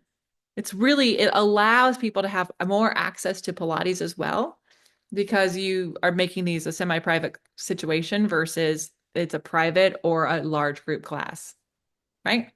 So it is difficult. That's why you're not starting this off tomorrow with people you don't know. You will practice this over the next rest of the time we have together. Simply by going into Slack and saying, hey guys, here's the time I have available to move or teach next week. Who wants to join? And then it's like, okay, are we doing a Joe's Gym today? Because y'all want to work out, or are we practicing like going over exercises? Like we've talked about this before, but being intentional about what are you doing when you're working with people in this group? Are we reviewing exercises we don't know? Are we practicing teaching them on bodies that can do them because we can't? Are we practicing teaching things that that body has access to that we don't? That's one way to practice teaching, right? If you only have a springboard and you are with Cordelia and Dan, oh, okay, why don't we actually take advantage of what their bodies can do on those things? Because I only have access to a springboard and I want to be able to practice teach push through, and I want to be able to practice teach hanging pull-ups. So I want to get that. Or I actually am afraid to teach it. Can I just watch you do it? Right? Those are different things. Versus, okay, I'm actually going to practice teach and you're going to move. And this is going to be, is this a one-on-one session or is this a Joe's Gym? And the difference is in your teaching is actually there's just more people. How you teach one person's how you're going to teach 4 people or 3 people. So you're going to practice with each other. And I'm going to challenge you guys to make that Slack group a little bit more of a party. I'm going to tell you all right now, y'all aren't talking to each other enough. There's not enough of you guys. And maybe some of you are DMing people. I don't need you to DM me and say, I really DM people. That's great. Wonderful. You don't have to tell me you're great. I believe you. What I would like to see is more activity and going, hey, who would like to go over this week? Who would like to be in my Joe's Gym this week? Who would like to teach me to Joe's Gym this week? Here's what, like, if you know you want to be moved, advocate for that. I would like someone to teach. I would like someone to hold me accountable to moving, right? Okay, I like do more of that. I want to see it because also there's a big thing about eLevate that you're not getting it anywhere else. You'll never will. This community is important. I truly believe it's important to have access to people who experience something with you. That if you are traveling in Chicago and you miss your flight, you have Dan and Allison you can call if you've ever reached out to them, right? But if you're missing out on the opportunity of getting to know them, and also look at all these different bodies, look at all this different equipment. The reason I'm confident going into any studio is because I've worked on everything. I've watched people move on everything. It's not because I like was born this way. Right? No, I've put myself in uncomfortable situations to practice teaching on that so that I can. So it's really, really important to me that you guys, when this program is over, not only have a ton of friends from this group, but also from the other afternoon group. And then I've been bringing the facilitators in from the alumni group. So you even have friends from there. So you will go from having 12 other friends in here to 75 people who actually give a fuck about helping you. That's really cool. But you gotta play with each other a bit more. So you're not necessarily going to introduce this into your studio unless you really feel ready. Those of you who have access to the Leslie bot in the business thing, you can actually talk with her. She'll actually tell you how to like set it up. And also in the office hours, I'll answer business questions. But for you guys in this group, I want you guys to practice teaching this so you can just get comfortable watching people. If you work in a studio with other teachers like Dan and Allison do, they can actually also go, hey, who wants to stick around and practice with the other teachers so that you can get comfortable doing it with people that you know? You will feel less self-conscious. Like, hey, I'm learning how to do this. So like I'm just like you'll just feel easier about being a beginner at this. Be a beginner at this, okay? Megan, you have been out of LA for a couple of years. You're in round 3. Um, Advice for them on assessments, what like you remember the Cadillac weekend, like things that they should take advantage of as the next few months go on. What do you have for them? Yeah, I mean, first of all, everything is going to change now after Cadillac because now you know about Joe's Gym. So like the perspective changes, everything changes. Um, it changed for me right away when in my first assessment when Lovely was like, "Yeah, you're talking too much," and I knew she went to the program knowing I would talk too much. But you know, everything changed then.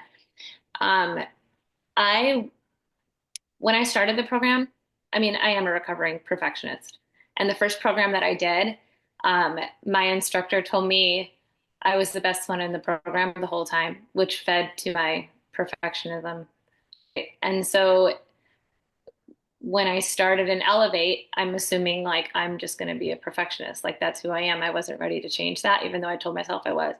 And so it was hard to not, it was hard to trust my gut because I wanted to do it perfect, all of it. Right. And then, so it took the first couple assessments before I realized like, I just need to trust my gut. I'm actually am a good teacher. And I need to allow myself to make mistakes because you're not going to find anyone that's safer to make mistakes in front of. And you should also start talking to each other, like Leslie said, so that you feel more comfortable making mistakes with each other. My eLevate group was the perfect group to make mistakes with because we're all going through it together. So mess up and then be happy that you have someone that maybe knows something just a little bit more than you because you probably know something a little bit more than somebody else and then that you get to teach each other. So I think that's really cool. Take advantage of all these opportunities. Like I thought it was so neat. I didn't have anyone in my studio that I was like, I trust them to watch my body, like my studio here, like in person, um, because of what I was learning being so different from how I was originally trained. But I had like 12 people, well, 11 people in the eLevate group that I did trust to teach me. And like private sessions are expensive. So like, why not? Why not take advantage of it? Like every bit of it. Why not? So now you know Joe's Gym. And you don't have to stress like, what am I going to teach this person when I meet with them? Because they're actually going to do it. So you just get to watch and you get to learn from watching their body. And then you get to learn what words are important to say. And tell you're right, like keep encouraging people. When you were moving, I was like, she's doing those single leg springs and look at her back. It's not popping off. Like that must be really hard for her. But her lower abs are working really hard to keep her back down. And I was super, and I wanted to say something. It was hard not to encourage you. Um, it is hard not to say words. I remember someone in our group asking Leslie about this right away, like, how do I fill the void when it gets weird? And she was like, I don't know, talk about the weather. So when I'm teaching 12 people and I like tell them how to move and they're like going through reps, sometimes like that's when I tell a story about my kids and they all relax and they just move and I can actually just see them moving instead of like trying to figure out what I'm saying the whole time. Um, what else? The order, like it's important for a reason. Like it works for a reason. And like Leslie said, 100 years. Like I wasn't taught the order originally, so it was important to me to like learn it and memorize it. It is really cool, like to flow through the order and then go back and see like how comfortable are you through transitions? Are you like, are we flowing through it? Is it choppy? Like, does it get less choppy? Are you getting better at exercises because you're doing the same exercises each time? Um, so not only for your own practice, but also in watching your partner and the people in front of you, the order is really neat how it like just feeds on top of itself, outbuilds. It's really cool. But you won't just know it, like you won't just know that it does that. It really takes time, like watching that happen. Then you're gonna be like, oh, Leslie was right. Yeah. And I still get like epiphanies like that, remembering things that were said in eLevate, and then I'm like, oh yeah, she said that, and now I get it. Now I'm like ready to understand that. So you'll get that too. Some of you I think follow me on Instagram. I know I had people from like the PM group reach out to me. Like the rest of us are here too. Like so if you want to do like a Joe's Gym on another body or no one's available, like reach out. But that this eLevate group is cool. It's like you're not gonna want to be away from each other when this is over. I remember being sad eLevate was over.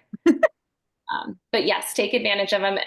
Like a couple weeks ago, I reached out to someone in eLevate because I had a client that had surgery and it was an area that like Iowa didn't have expertise on. I never worked with someone in that area.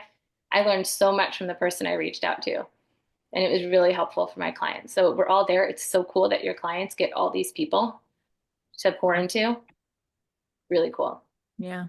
Did I talk long enough? I could You're keep good. going. You're good. We'll save it for the next time we get to see you.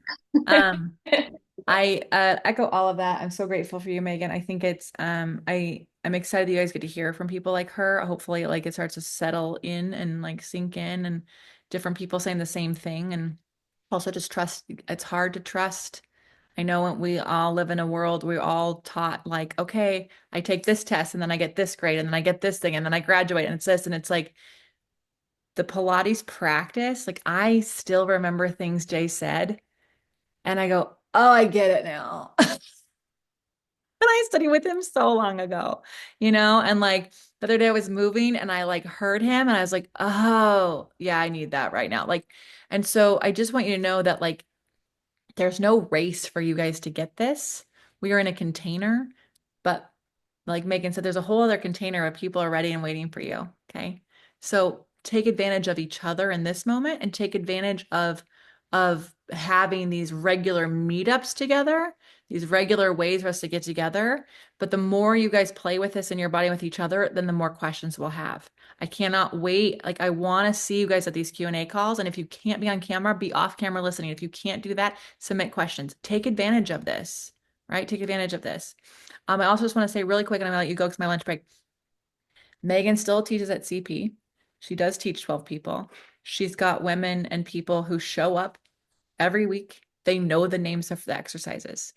So for Jamila and for those of you who are teaching in these group places, you can still teach everyone the same exercise at the same time, and you can still have an element of eLevate in that. You can still have an element of Joe in that.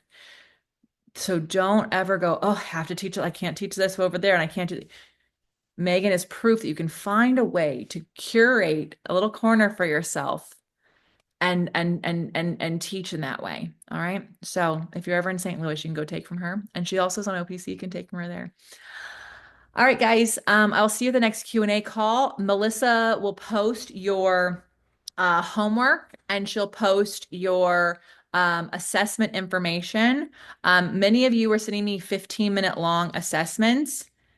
It is 15 to 20, but I think some of you are thinking you're rushed and then you're sending me 15 minutes. If you felt rushed, take the 20, okay? Take advantage of the 20. And also, I really want to challenge you to not teach off of notes in your assessments. I want you to practice teaching the body in front of you.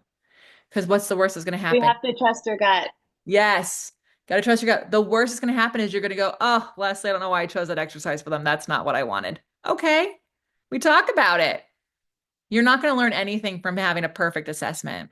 I'm not expecting a perfect assessment. I want to see you teach the body in front of you. I want to see how I can help you more. That's what I'm looking for. What can I help you more with? All right. In Slack, there is a link to take Joe's gyms with me so you can continue to work out. You do not have to save place for other people. You want to take 3, buy 3. I don't care. So first come, first serve. If you don't want to take them from me, I don't care. I'm not offended. I'm not like keeping track. So it's up to you. And go take care of yourself. If you can watch the PM group, do it because I do think it's kind of fun to see the things again. And then you can double check your notes so you're not so overwhelmed by replays. All right. Love you all so much. Megan, thank you so much. Give your family some love for me. Bye, guys.